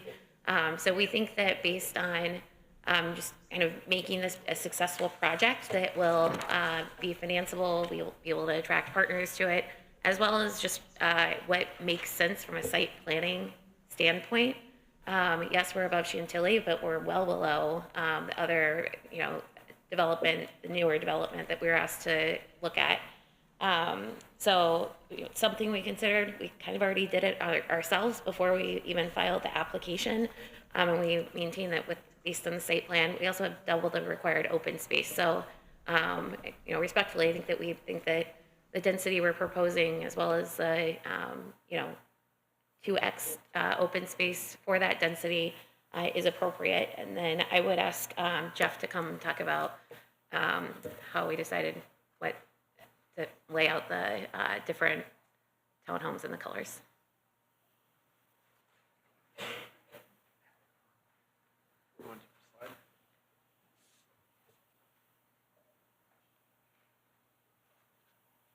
That one. Oh, yeah. So we decided on the 3 different groupings to kind of create different zones within the community. Which one's on? This one? All right, so we have the 3 different palettes to create different zones internal to the community. So we have, the one in the north and then along the tracks that designates a certain type of that neighborhood there. But all of these, face each other. So even if you just look at the south, there's 3 colors that are right there. Palette A, B, and C are all within view of each other. And as you go, from street to street, you can definitely see at the ends of each street different color palettes. If you were to try and change all that and have every other building a different color, wayfinding would actually get a little bit more difficult. So in that sense, you have your part of the neighborhood. It's easier to find. If you have guests visiting and things like that. Oh, we're over to the north where the blue ones are, or we're more to the south where the beige one, or where that is. That's how that's kind of divided up. Another question. What is your public benefit proposal again?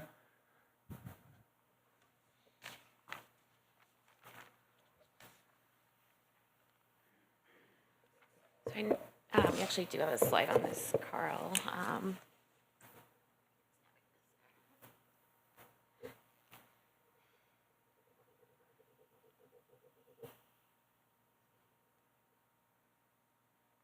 So this is a slide from April. So providing that parking, which is now enhanced to for use by the police department, was something that we heard throughout kind of the planning process that was desired. They, when they're having events, have a very hard time accommodating all of their parking needs just on the street.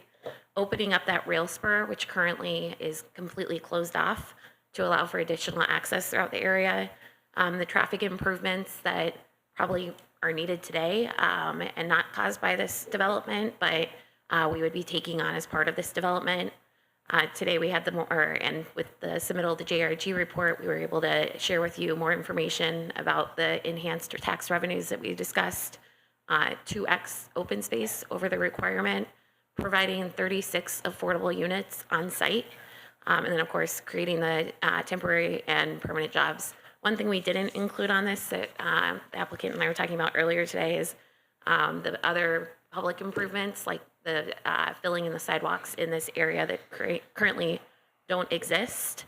And then we are open to, again, didn't update this slide since April, working with staff and the engineering and planning departments to come up with something on bike improvements in the area, likely not on our site, but that could help out with safety beyond our site. So that's still in progress.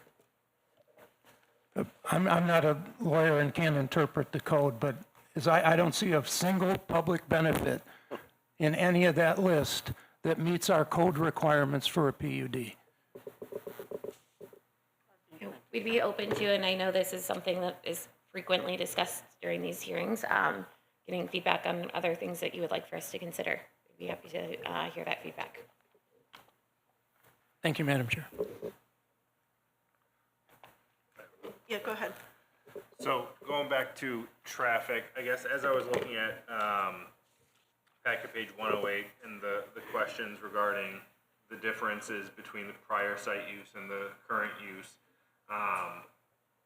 and table A looks like there's going to be an increase in trip generation in what I would assume is probably more consistent with traffic patterns currently with a underutilized site. So I've been thinking a lot about the friction.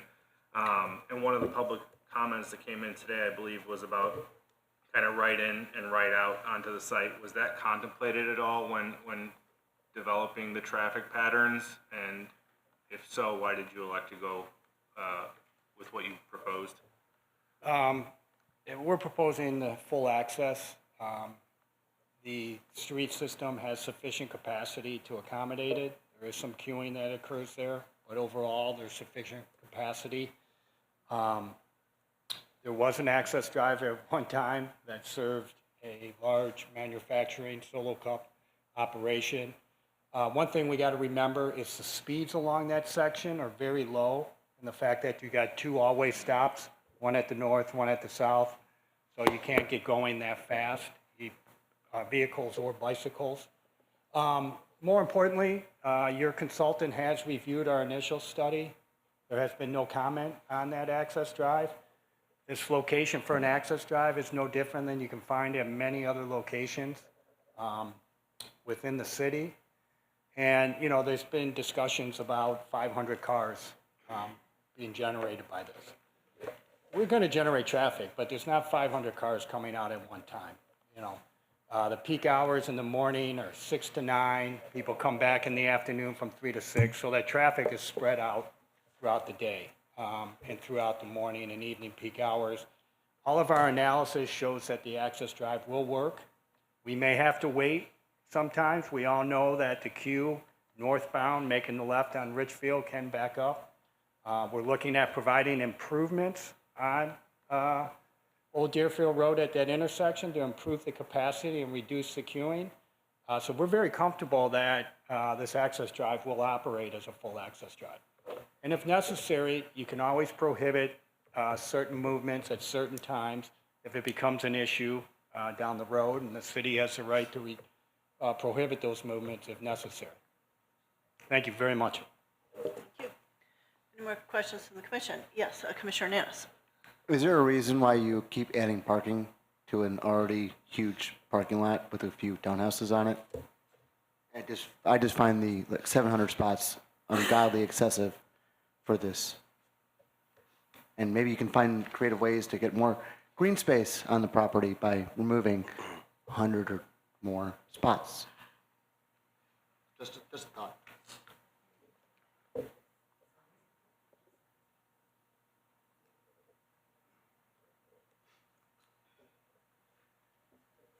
So what we try to do in these types of projects is, yeah, you're gonna have two spaces in every home has two spaces in their garage.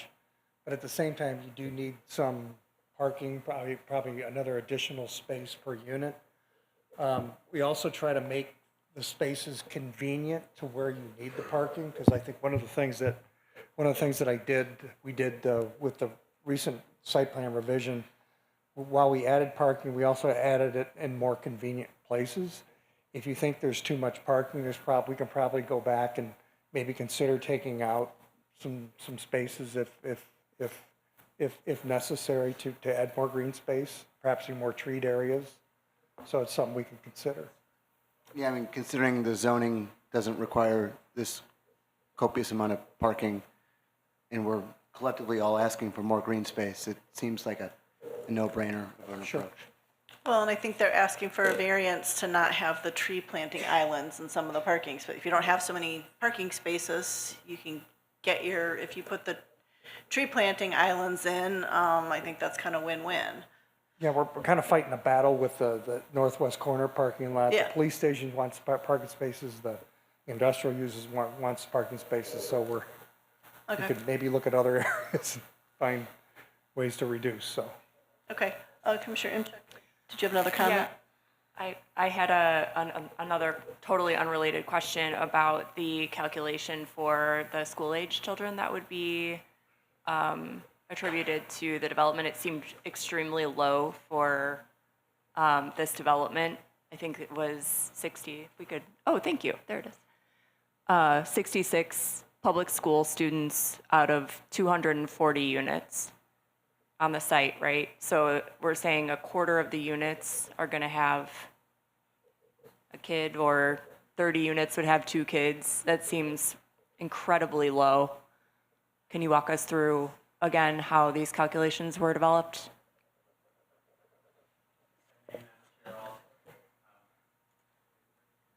Circulated this item to the school districts as well for their review and comment. That will be available for the continued public hearing. Thank you. We also don't have GRG here tonight, but we can bring them at our next meeting as well. But it's my understanding that they used the per unit multipliers that are in the city code in order to arrive at those. But we can bring them next time and they can go more into their methodology. Okay, thank you. Given that we just received it, we don't have comments from it. Right, you haven't analyzed it, so. Okay, any more questions from the commission? I had a question for the landscape designer. Landscape. On the landscape plan, what is the reasonable expectation for like maturity of, especially of the buffer at Ridge Road, and then some of the entry areas? Talking a few years, 5 years, 10 years. Are you referring to what's represented in the on the landscape plan, perspectives? right? Yeah. Typically, those are shown at about 2/3 of maturity on the plans. In the perspectives, we were shooting for about a 10-year gap. Okay. So I guess I'm trying to understand, obviously everything that gets planted, it's, usually baby trees and whatnot. I assume you're going to be working with the city forester. But what is, I guess I'm trying to look at, as development finishes up and you start doing the landscaping, we have the buffer there. what is it going to be looking like, you know, for the first few years? Pretty much nothing, right? All new plantings? The required plantings will go in at the city's minimum sizes per code. Right. Which I believe are 3 inches So all for new the will trees. be- All new trees will be 3-inch trees then? Right. Okay. All right. Was there any thought or ability to kind of put a little bit more mature trees in the plantings and not go by our minimum requirements? There hasn't been to date, Okay, but it's something we could consider. okay. And something that's pretty typical at entrances and that kind Right. of stuff, high-profile areas. Right. Okay. It's I'm not against the development, right? I'm really not even against the density. I'm just not against, but there's a lot of consequences to it, right? And I think we just have an important piece here that just has to be done right. And so, you know, going by the bare minimum standards, I think I'd like to see, you know, a little bit more. But maybe at the next meeting, it sounds like we'll have a continuance, a little bit more detail as far as the landscape plan, right? And what we're going to be seeing at the streetscape on, you know, year 1, year 5, year 10, something like that. Doable?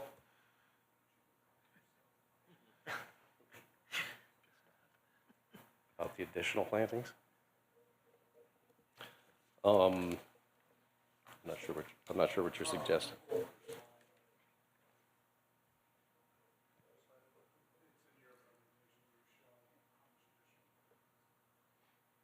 I think I may have just mentioned that.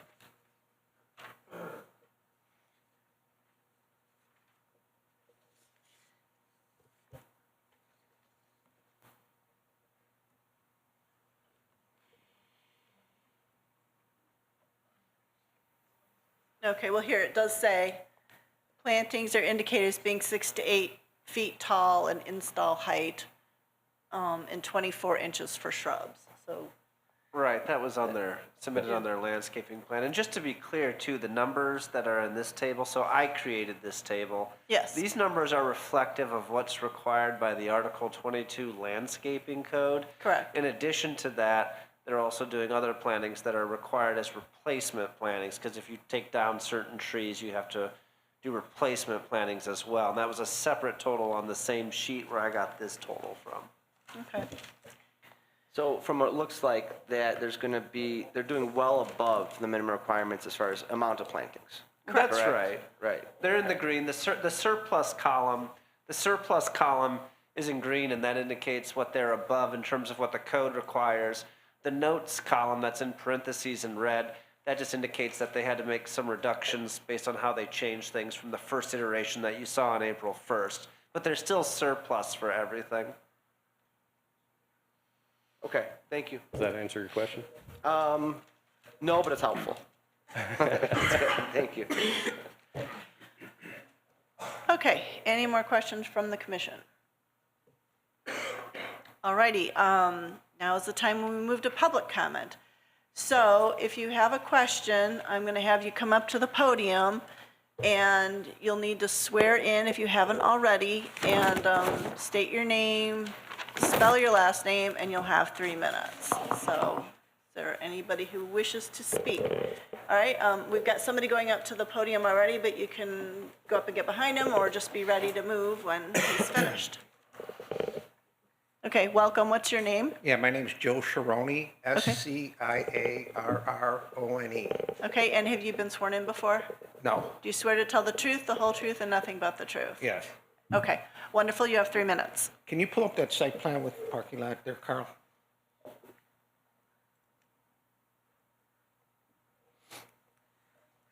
So, I'm the, behind Bluegrass Restaurant, Deer Ridge Properties, and I have that parking lot, which we've been fighting over for the last, 2 months now, and we're not getting anywhere. I have an easement for the benefit of Lot 1 from Lot 2 that was granted in 1971. It was modified in 2005 by Solo Cup when I purchased the property. They had their lawyers, City and Austin, review it, accept it, modify it with their surveyors. They came up with a new legal description recorded it with Lake County Deed Recorder, and I built it per plan. And I've been using it for 20 years. I've been paying 100% of the taxes. I paid 100% to build it, a couple $100,000. I paid all the property taxes. I paid the insurance on it. I plow it, I landscape it. It's my parking lot. You enter it from one way. You enter it from my private driveway. There's one way in and one way out. And the only way in is through my private driveway. It's not a community parking lot. I bought the building because it was marketed with a parking easement. It's the only reason I bought the building. That parking easement is required for the building to be in compliance with the city of Highland Park for that building, for the size of the building and the use of the building. My tenants are not going to go along with this hardship that would be caused by reconstructing the parking lot to be shared with the community. And even if they provide some temporary parking in the interim, my tenants don't have to deal with that. They didn't sign up for that. They have a lease with me for a private parking lot that we've been using for over 20 years now. These guys know the deal, and they're trying to railroad me. And so they have a problem, number one, with their guest parking. If you look, they have no guest parking, overflow guest parking on those first 2 or 3 or 4 buildings. So this is very conveniently located for them to use for the overflow parking. I keep hearing from them that the police chief wants this parking lot. The police chief wants this parking lot. I don't know that the police chief can have them steal my parking lot for the police. I don't think they're giving the police chief the full story. It's gonna be hard for me to do this in 3 minutes. I told them about alternative parking to the south side of their entrance. They said, no, they don't like that. That's not appealing, not deemed aesthetically unappealing. That's not my problem. That's their problem. So the way they drew the new parking lot, it's so tight, you really can't even use it. They're taking my angled parking lot with angled stalls, and they're taking out the landscape buffer, and they're gonna put us right against bluegrass, bumper to bumper, blacktop to blacktop. When people park like that, they usually don't bump into cars, they back it off. So then they're gonna encroach into the drive aisle. And on the other side, they got an 8-foot wood fence right on the edge of the property, right on the edge of the parking lot. People aren't gonna pull into the fence. They're gonna stay a couple foot back, and they're gonna encroach on that parking lot. Okay. On the parking drive aisle. They don't allow for plowing. I plow it now, and I plow it into the landscape area. There's no landscape area. That means all that snow's got to get removed. I'm not going to remove the snow. That's expensive. It's just way too tight of a spot. They're also suggesting that now this new parking lot, my driveway becomes the community access for part of the parking lot. It's a private driveway. I'm not going to grant access to the community to come through my private driveway to get to that parking lot. Okay, thank you. I see that there's a conflict. Unfortunately, I'm not sure we're the group to adjudicate that. It's either going to stop for you guys, one way or the other. That parking lot's not going to be used for the city benefit. They're going to have to create a different place for a different parking lot. They can take PH1 and move it somewhere else and make your parking lot there, but you're not going to take my parking lot and give it for the benefit of the city. That's not going to work. I got probably 5 more minutes to talk on it. All right, well, thank you. We have another meeting. Right, and we will have other meetings. And we have heard you, and the city council has heard you through their representative. Okay, name? Eugene Goldfarb, Goldfarb. I'm on Ridge Road. I was here at the last meeting, and quite frankly, first of all, I thank you for the time, for having patience with me. I'm not used to doing this at a local place. I have looked at brownfield redevelopments before. I've done technical assistance for brownfields, and I'm a little disappointed by, I was at the last meeting, and I heard the message I got was we could do better in a few areas, and what I see coming in is pretty much the same thing. I hear from, I'm encouraged by what our committee's saying, looking at it critically, but I see, like, digging in, I see final plans and specs. When someone has final plans and specs, they don't want to change anything, and that's what we're dealing with. And we have 3 issues that I've heard of. You hear what you want to hear.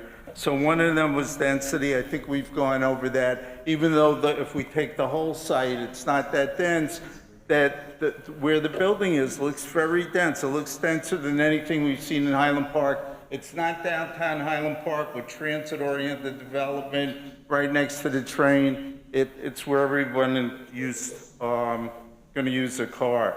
I agree the school generation looks slow. The traffic study, I looked at what was submitted. They haven't changed the traffic study. It's the same traffic study that says there were no bicycle traffic, that we had a whole bunch of people at the meeting saying there's all sorts of problems on Ridge Road at that intersection, and they're saying, no, it doesn't exist. You're wrong.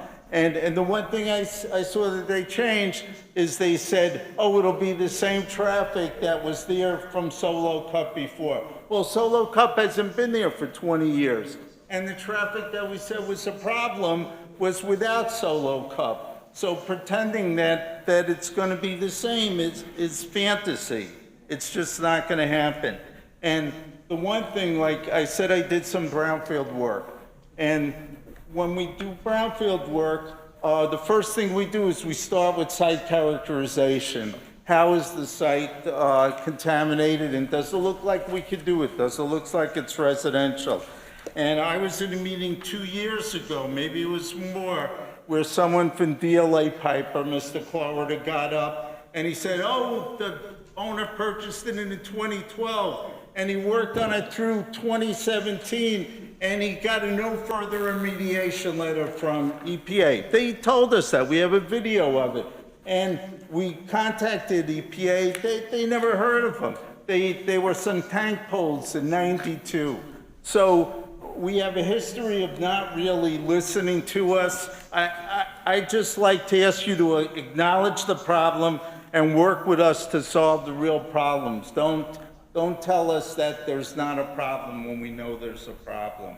And we want to work. We want to see it redeveloped.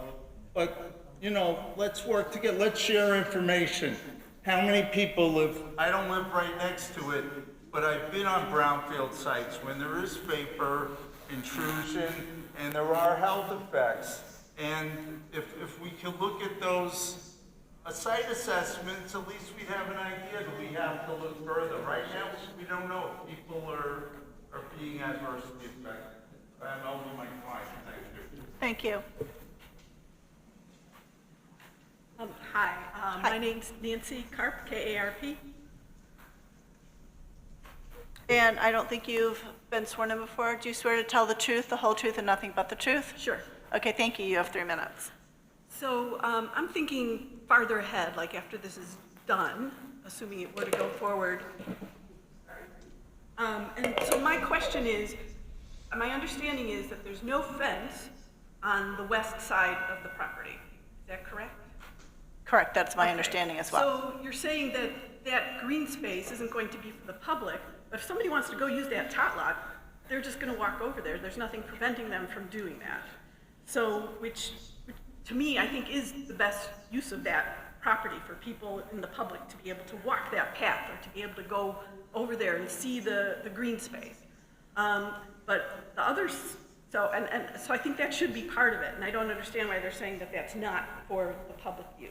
So that's my first question. But then I'm thinking, because I'm a realtor, the maintenance of that green space, it's a big area, and as it is right now, HOA fees are going up through the roof. And so what I'm wondering is, has anybody thought about the impact of having all that green space as part of this development? Who's going to be maintaining it and taking care of it? And is there another way to deal with it? Has anybody thought of, maybe this should be maintained, you know, we're supposedly getting more tax money. Should this be going to the park district to oversee? I mean, we're talking about lands that have specific government regulations and stuff. And is the HOA really going to be the right entity to manage this? So that's my question, something to think about. I'm not an expert in any of those things. I'm just kind of thinking ahead about what might happen to this property in the future. And I look forward to having that green space there, because it's been, I live in the neighborhood and I drive by it all the time, and it's been an eyesore. So I'm looking forward to some kind of development going in there, but I think we need to really think through some of these details for the future. All right, thank you.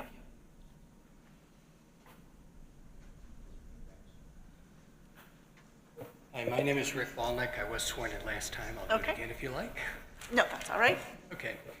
I live on Devonshire Court. I drive that route every day, several times a day. I bike it constantly in the summer. I walk to the Jewel. Nobody asked me when they say that they consulted with the community. Nobody ever asked me, gentlemen. Nobody ever asked me. So whenever that study was done, I never got some input. I'm not opposed to the residential area, and I love the fact that there'll be a sidewalk. So there are some things that I think are worth, but I have 4 concerns.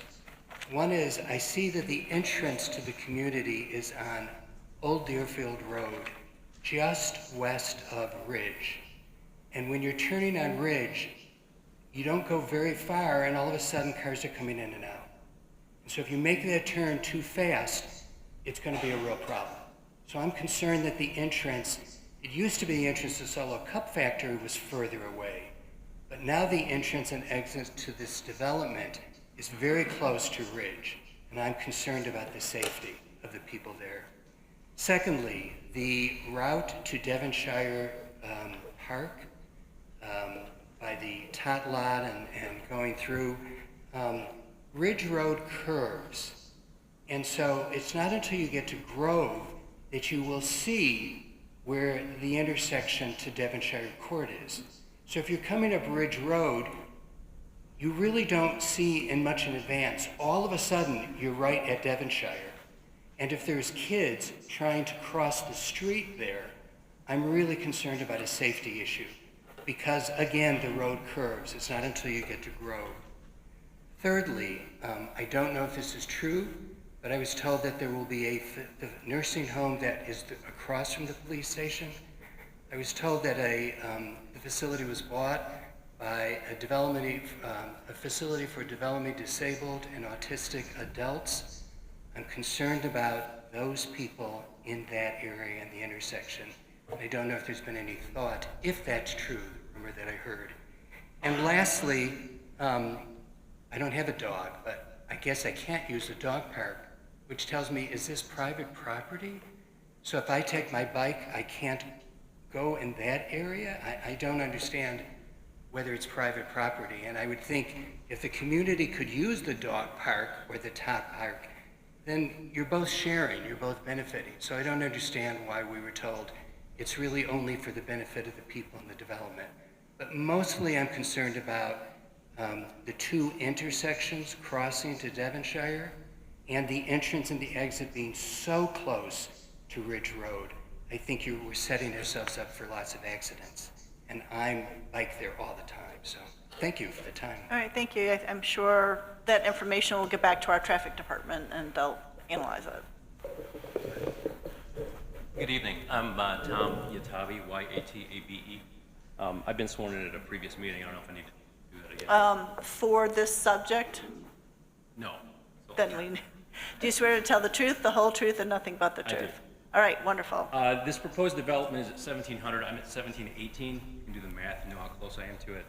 I've been there for 25 years. My 2 kids get on the bus at the corner of Ridge and Old Deerfield. Having any ins and outs into this very large development on Old Deerfield, not going to. Is anyone, we look at comps, and I don't know the Bloom development in Waukegan, but this is Highland Park, it's not Waukegan. No, I'm sorry. The Bloom development is North Highland Park on Waukegan Avenue. So it's not in Waukegan. Okay. I don't know it. That tells you how much I know. Compared to Chantilly, Chantilly, I believe, has its own dedicated ins and outs only on 41. Its boundaries, I think, are golf courses on 2 sides. Has any thought been put into an easement into creating an in and out exclusively for this onto 41? getting it off of there. There's guaranteed none. The proposed traffic improvements would help it now. I know that's been stated, but it's bad now. And also, people have been talking about Solo Cup as if it was this kind of this industrial revolution kind of factory belching black filth into the sky. In the last 25, when I moved in 25 years ago, it was the headquarters and a prototyping. They were not doing major manufacturing, so there were trucks here and there, but it was fairly minimal. Thank you. All right, thank you. Hello, my name is Carl Schwartz. I was sworn in at the last meeting. Okay. I own 1628 Old Deerfield Road. I'm just want to talk about the setbacks. I want to talk about the heights. You guys, some of you guys know me. I've Joel before. I built the Highland Park Movie Theater project. Worked with the city closely on that. Sorry, I worked on that with Joel and the team at the Highland Park Movie Theater project. I built that building for Mr. Cannell. So I'm aware of what goes on here, and I get it, but I don't understand when you have 28 acres, why you need 5 feet. Can you explain that to me? You got 28 acres, and you're asking me to give up 5 feet? And we talk about buffers a lot. We talked about buffers when we built that building. We talked about buffers all around. And I don't understand why all of a sudden, if I were to build industrial next to residential, you guys would go nuts. You'd make me give you 150, 200 feet. But yet they want to go residential and put it next to my industrial, and you're like, you can have 20 feet. I don't think so, guys. That's not right.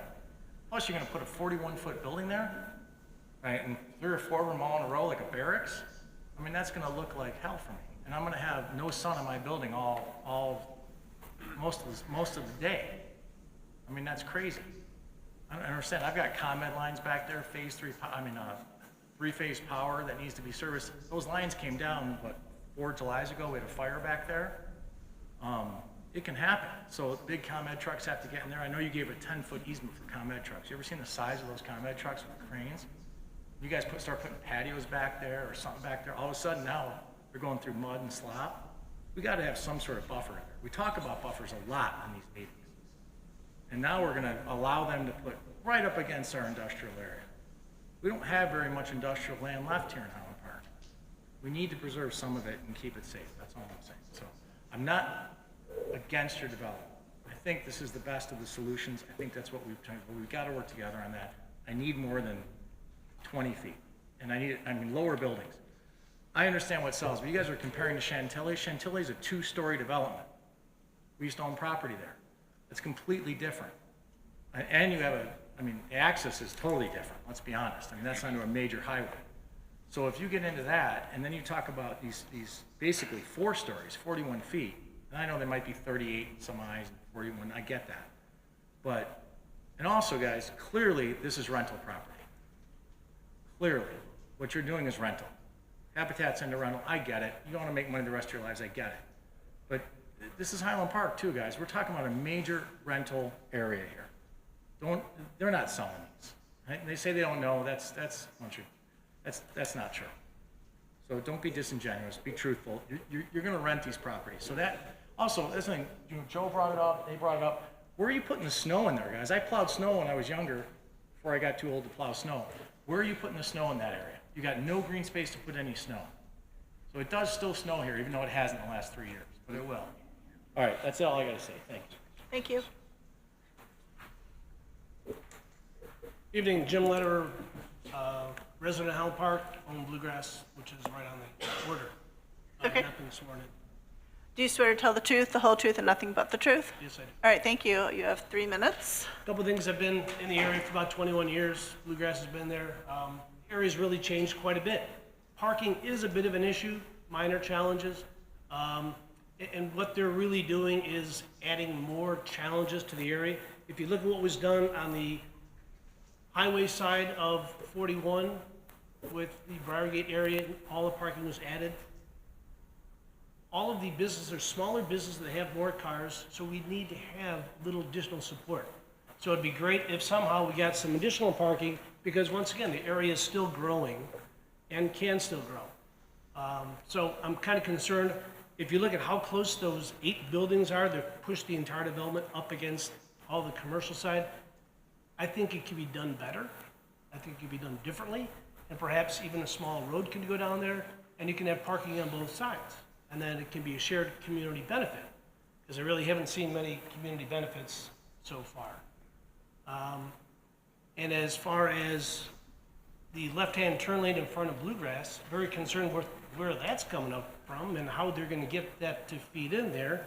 And if you got bicycles and left-hand turn lane and cars buzzing by, it's just not a well thought out. I'm not sure how they even fit it there. You know, looked at the plans, but it's not really labeled well. So there's a lot of concerns that I have, and there's something that comes to fruition, something like their honesty and integrity.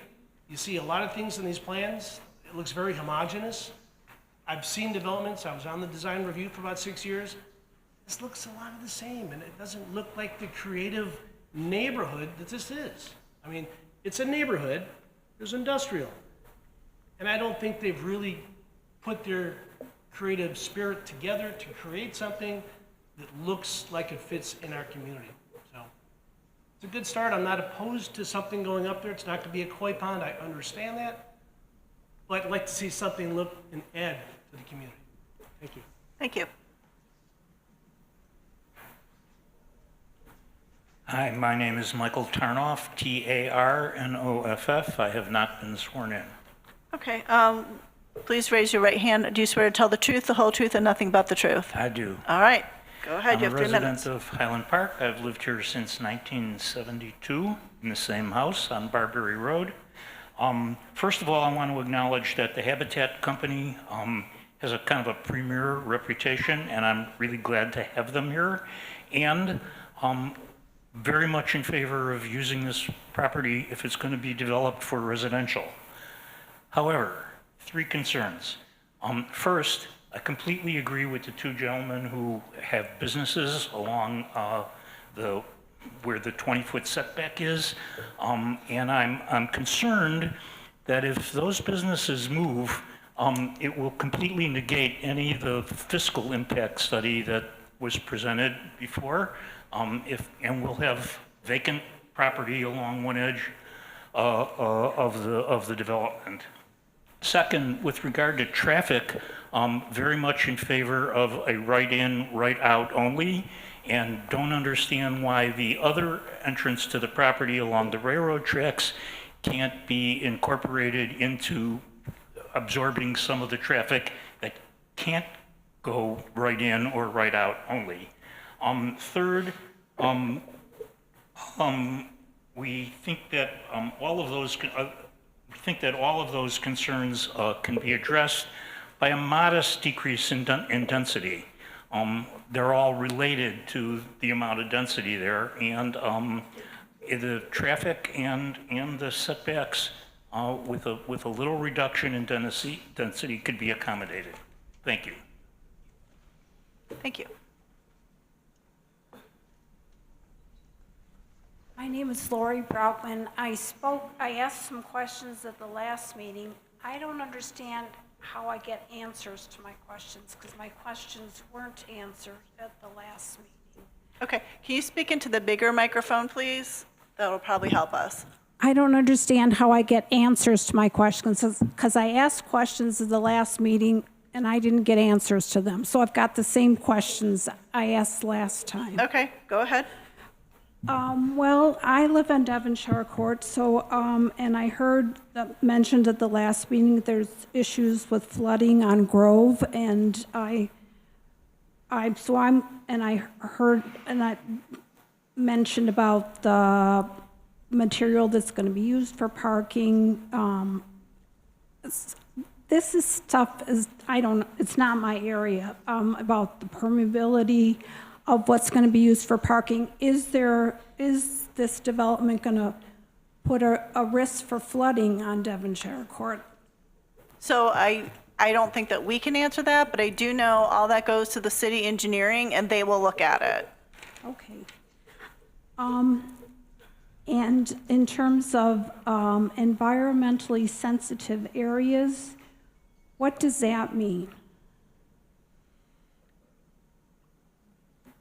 So that's listed in the packet as to, would the planning department care to answer this question?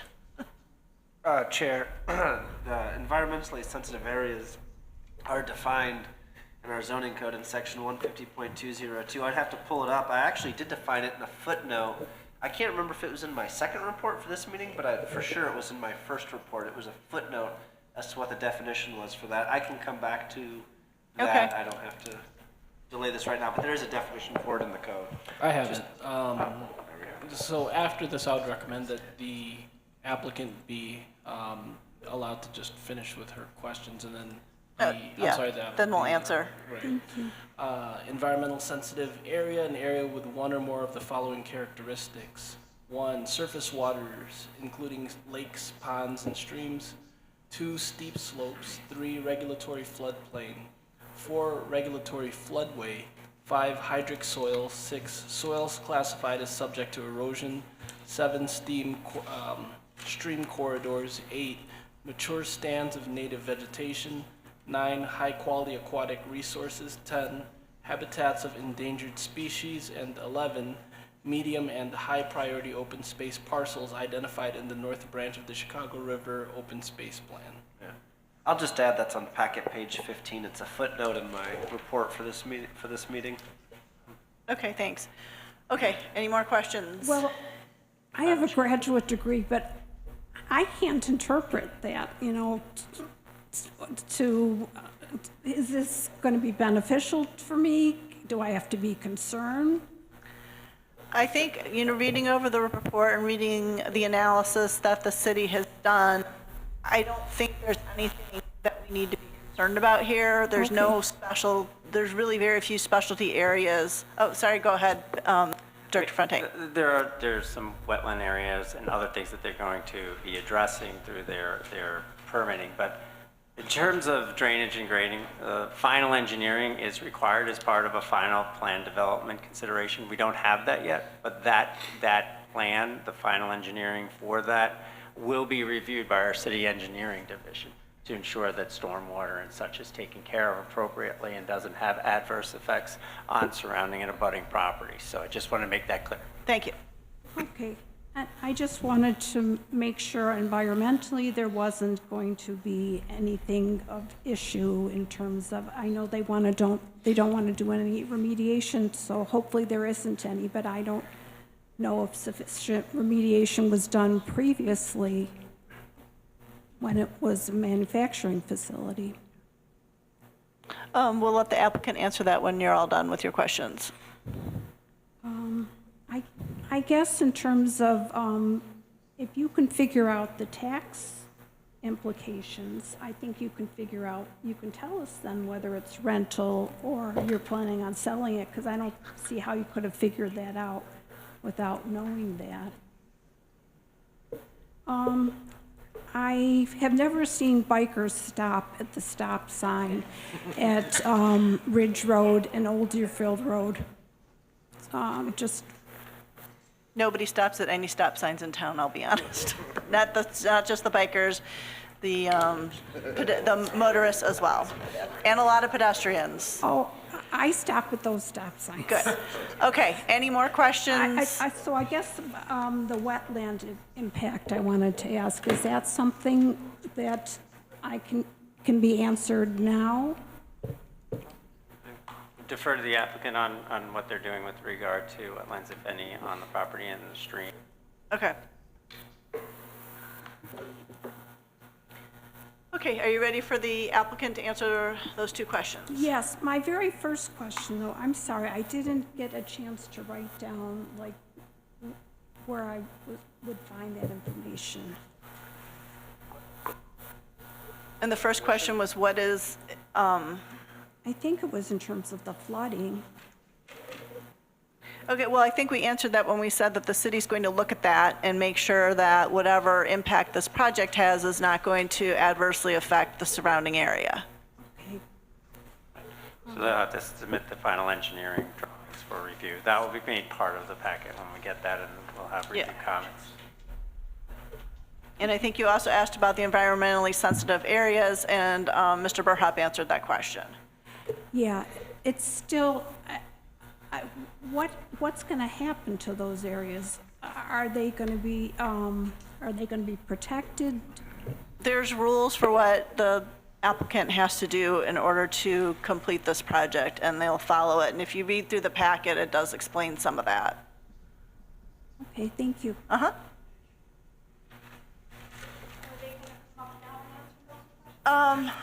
Let's take our last questions from the public, and then we'll get them. Hey. Good evening, Commissioners. My name is Michael Laxner, 1967 Carroll Avenue. I need to be sworn in. Sorry? Can you hear me now? Yes, much better. Okay. Yeah, I need to be sworn in. Okay, do you swear to tell the truth, the whole truth, and nothing but the truth? Yes, I do. All right, wonderful. You have 3 Thank you. minutes. I want to be supportive, but there needs to be changes. Let me first say I prefer a covenant with the city for the open space there, like there is along Ridge Road. The landowner could come back and ask the council to rework the covenant. I prefer that process over an applicant just proposing an amendment to a PUD. I haven't heard one thing about improving the stem along the railroad tracks to improve it and add additional lanes to make it a major access point. Chantilly only has one access point, and it is right in and right out, only with right along Route 41, but it works for that development. I see a great need to provide a much larger setback along the northern property line. The relief asked for shouldn't be approved, and the minimum setback increased to 100 feet as provided, similar to the covenant along Ridge Road. This is the largest tract of land open for development in Highland Park at over 28 acres, and there is no need to squeeze the development into a corner and place light industrial and residential properties in such close proximity. The need for the separation buffer is just good planning practice where harmony between disparate land uses is hard to achieve. I agree with Commissioner Kurtz that none of the proposed public benefits satisfy our definition in the code. Some additional code modifications are needed that will require an increase in the public benefit. An economic benefit is not a public benefit as defined by our code. The two-lot zoning is unusual, but I'm not opposed to it as long as the developer acknowledges it needs a modification from the number of lot sizes being created, 9 for the R7 and 10 for the RM1, well beyond the 4 required in the code. It'll also need a modification in the code for putting the open space on a separate contiguous lot. This will require an additional public benefit. We still haven't been told if these townhouses are for sale or rental. Therefore, we have no idea who will own the open space land, whether it'll be Habitat or an HOA. There is no open space management plan included in the agenda packet either. It is unclear at this point if the open space will be recorded in a legal document. With all the uncertainty, the only thing this commission can do at this time is to add a condition that the open space must be preserved in a legal covenant between the city and the developer, similar to the covenant protecting the open space along Ridge Road. I have cited 2 code sections that address the need for a boundary street adjacent to other properties along the northern property line. The road would reduce the enclave effect to providing the necessary neighborly connectivity and access to the adjacent properties and the community at large. The street could provide additional parking. The Briargate TIF provides guidance on how future development should occur to revitalize the area. Street placement and infrastructure improvements are addressed in the TIF as primary to promote better access for everybody and create better internal circulation for the benefit of all businesses. In the end, I'd like to see an expanded covenant as a public benefit that includes the open space and the boundary road. Thank you for allowing my testimony. Thank you. Okay. Would the applicant please come up and maybe answer a couple of the questions we had about, where did my questions go? Has there any thought been given to how to manage the open lands in the green space properties? So ongoing maintenance of the green space? Yes, so I believe Carl and Joel can correct me if I'm wrong, but that is a requirement in the code. So it would either be if the project is rental, it would be the property owner of the entire rental development, or if it were for sale, there would be a requirement, and the city the city lawyer would have a chance to review it, that we put a declaration in place providing for common maintenance and appropriate protections for that open space maintenance. You want to add anything? Okay, thank you. No, yeah, no, that's precisely right. That's It's an HOA or a property manager. right, right.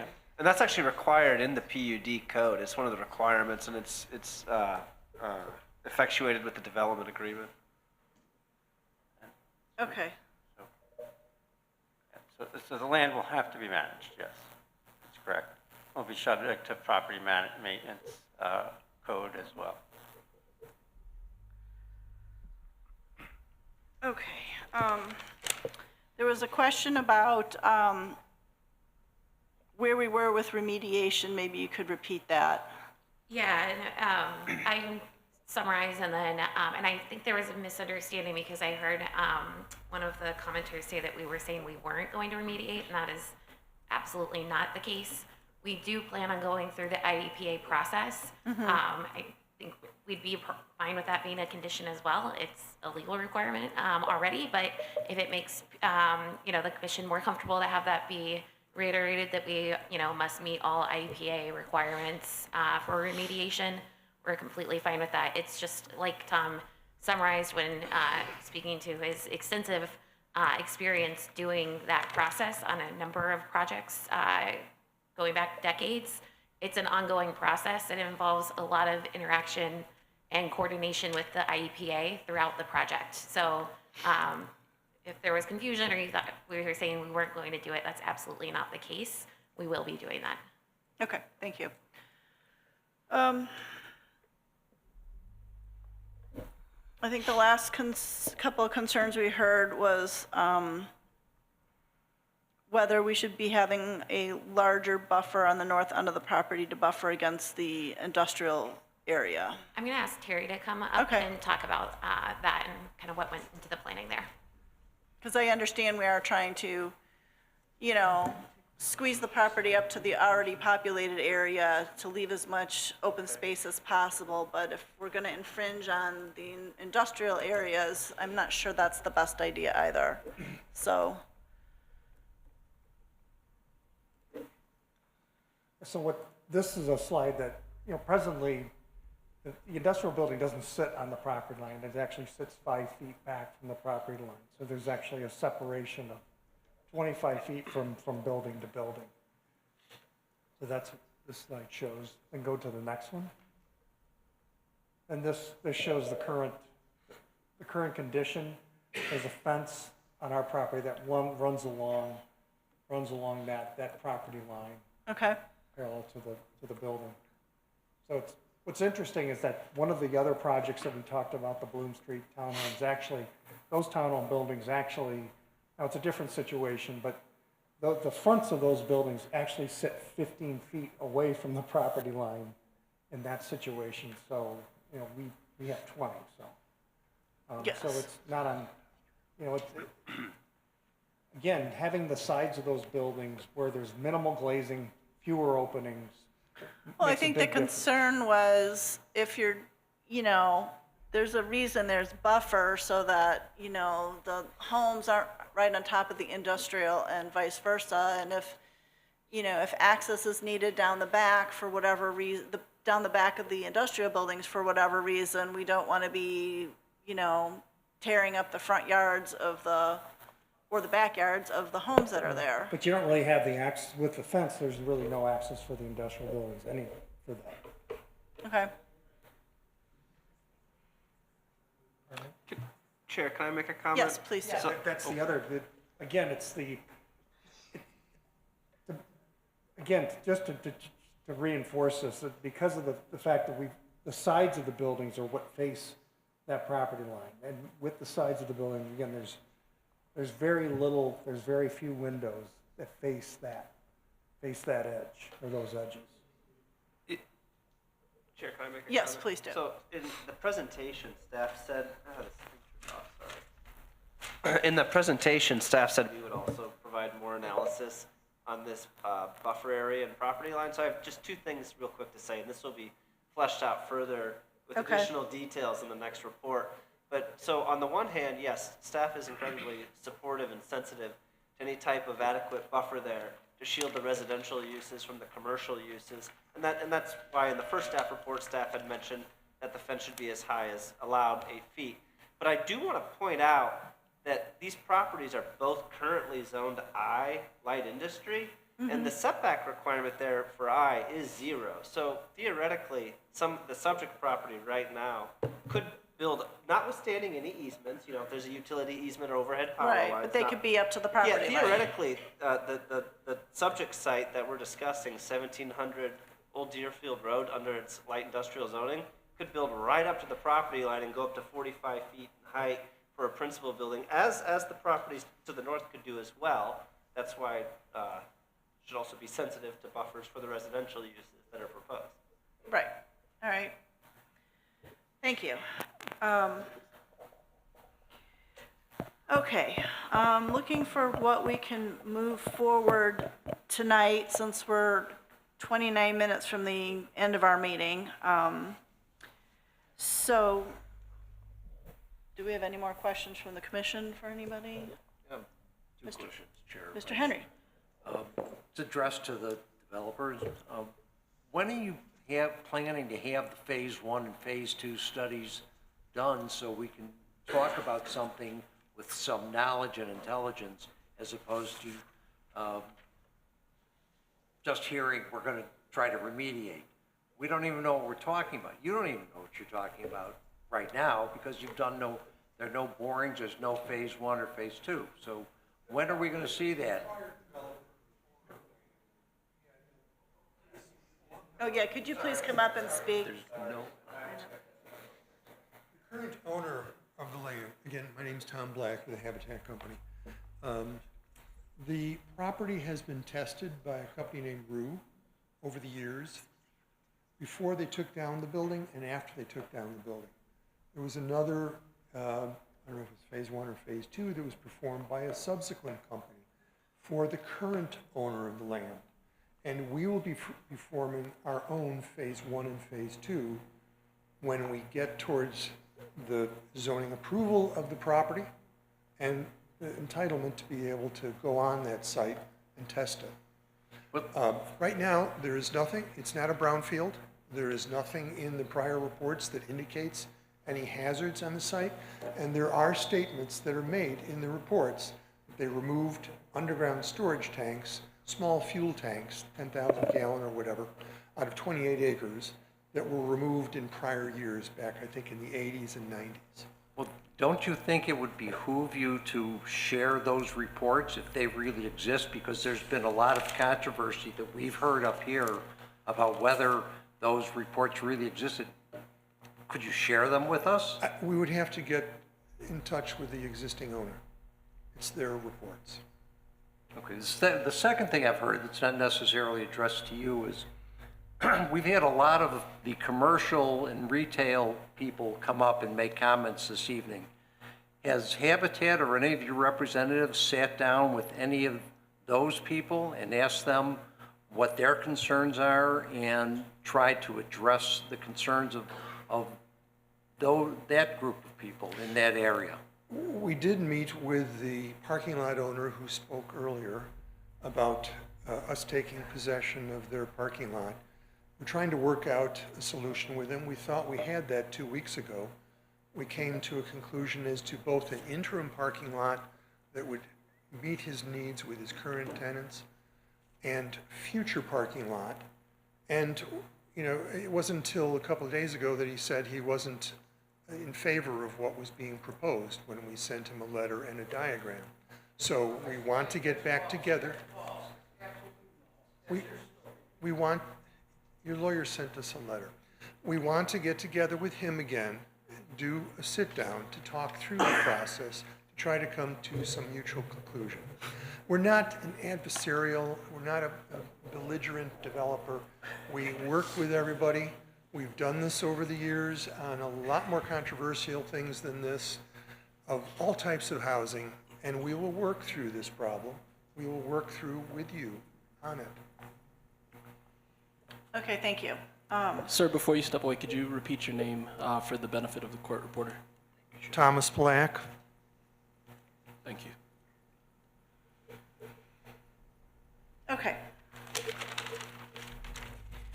So is there, I'm hoping we can Carl, do you have a list of like what our goals for the evening can be? Like, do we need to approve the replatting? Are we doing a design review? Oh, so, well, For this evening, I would like to. The actions that are eventually requested of the commission, nothing, there's no findings of fact for tonight or anything, but Correct. eventually the commission should make a recommendation on the, usually I probably had that in my first presentation. Well, it's the, hold on, let me make sure I read them correctly.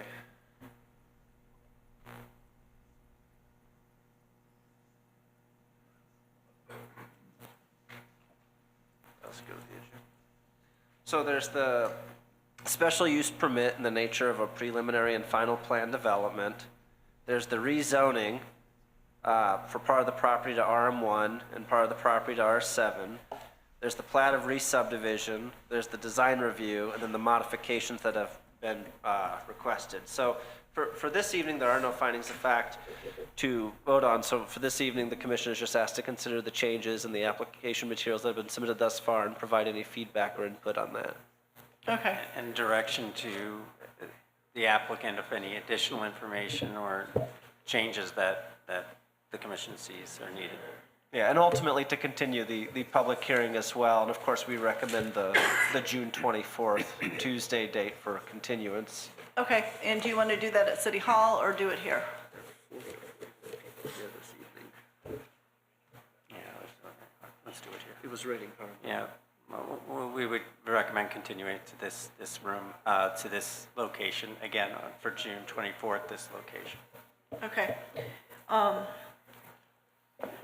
Did you guys get enough information from us as to the direction you should be moving? I think we liked, did we like the design so far? The materials that have been selected, can we give them, I don't know that we've, Design materials. okay, you were iffy on the design? Is there something you, Is not in love with it. okay, I find it kind of boring.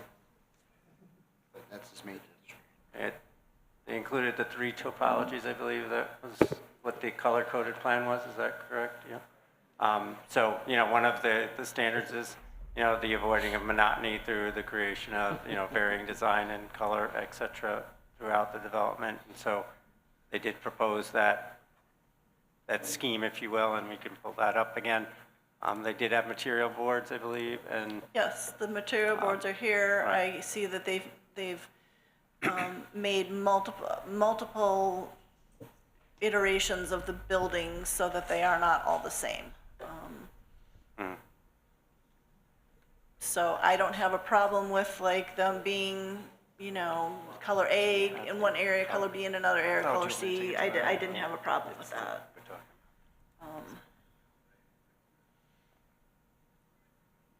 So, all right, so let's go ahead. I have a- Can I get a motion to continue? Chair? Oh, yes, sorry. There's a question. I was waiting till the end to ask this, but I did see in the packet that there was that the fire police have provided a traffic The pattern. turning diagram, yes.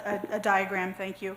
And my question is, and, for PDC, is it satisfied, is the city satisfied that So- this is sufficient from a life safety standpoint? So the Department of Community Development houses the Bureau of For just two Fire- access points? Yeah. Fire Prevention. Well, regarding the 2 access, we've not had any issue with that. Where there was questions and concern was the internal circulation within the development. And as I was saying, so the Department of Community Development is the Fire Prevention Bureau, is within the Department of Community Development. We work with Chief Schwagi from the Fire Department, who is our Fire Marshal and Fire Chief, and his building official. We work closely together on these matters, and there were comments made through our third-party consultant that we reviewed and wanted to see some changes made to the development. The applicant did make changes to road widths and such to accommodate the turning templates that were provided that represent the equipment that we have here at the city. So we're satisfied in that way that the internal circulation can provide adequate access for our equipment at this time. It wasn't initially, but at this time. And the 2 points that, yes, that is sufficient. Including getting to the southern end of the property. Yes. So that's some of why the development change, I think Carl had mentioned earlier tonight, they had made some changes due to roadway widths and such. And I also heard the commission say, Madam Chair, if I may, Yes. with regard to landscaping while we're on design review, that you're looking at, there seems to be an abundance of parking, and again, there isn't parking outside of this development, so it really does need to provide for its own parking needs. But that, maybe it doesn't need to be quite as over the requirements as it's shown, but rather interspersing additional green space in where perhaps some parking is. That's what I heard. No, I was just going to bring that up because I think, it's silly to ask for a variance on the tree islands if we already have more parking than we think we need. Now, I understand there's controversy about that parking lot on the northwest corner, and I will leave it to the applicant and the other users of that parking lot to sort that out. So. Yeah, we're not here to litigate the parking, but go ahead if you have a quick comment.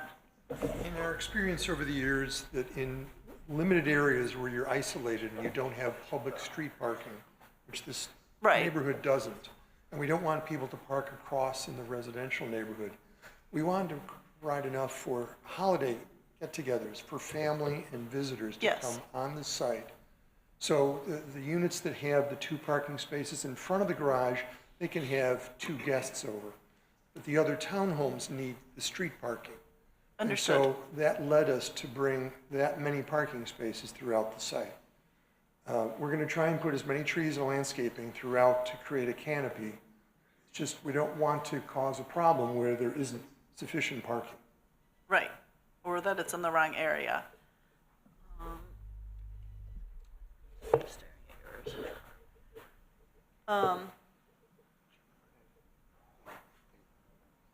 Yes.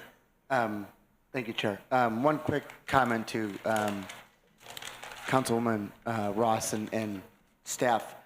This has been, the second PDC meeting where like fire truck size, which I understand our equipment, has kind of gone against what our goals of a community are in having more green space and having more walkability with these planned developments.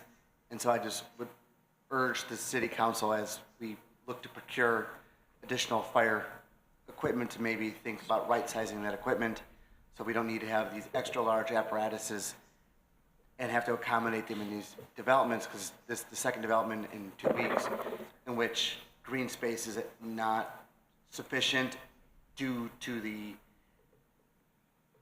turning radius required for the equipment that we have. We've had to eat up green space Correct. to And so it's accommodate just the equipment, which. We have large equipment. I get we have what we have, but maybe in the future as we look to replace at the end of life to contemplate right-sizing the equipment to accommodate the other goals that we have in the community. All right, can I get a motion to continue this to the June 24th, 2025, I believe here at the Moraine meeting? So moved. Okay, moved by Commissioner Fettner. Do I get a second? Second. And seconded by Commissioner Mantis. You want to do a voice vote, or is this all in favor? Okay, all in favor? Aye. Any nays? No nays. All right, so that matter is closed. Continue to June Continue to 24th, June 24th. 7 p.m., this room. Yeah. Your notice is actual. There'll be no additional notice. Again, this will be continued to June 24th, 7 p.m. in this room. Thank you. Thank you. Okay, do we have any administrative design review updates? No, no, Madam Chair. Okay. The next regular meeting is Tuesday, June 3rd of 2025 at 7 PM, and that's back at City Hall, because that's a regular meeting. Do you have a case briefing?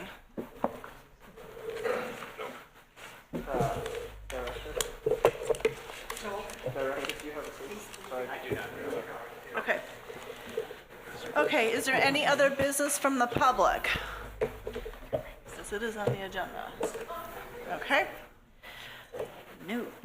All right, can we get a motion to adjourn? So moved. Okay. Second. Moved by Commissioner Nana, seconded by, who's that over there? Commissioner Henry. All in favor? Aye. Any nays? No. All right, this meeting is adjourned. Thank you, everybody. Thank you. Have a good evening. You.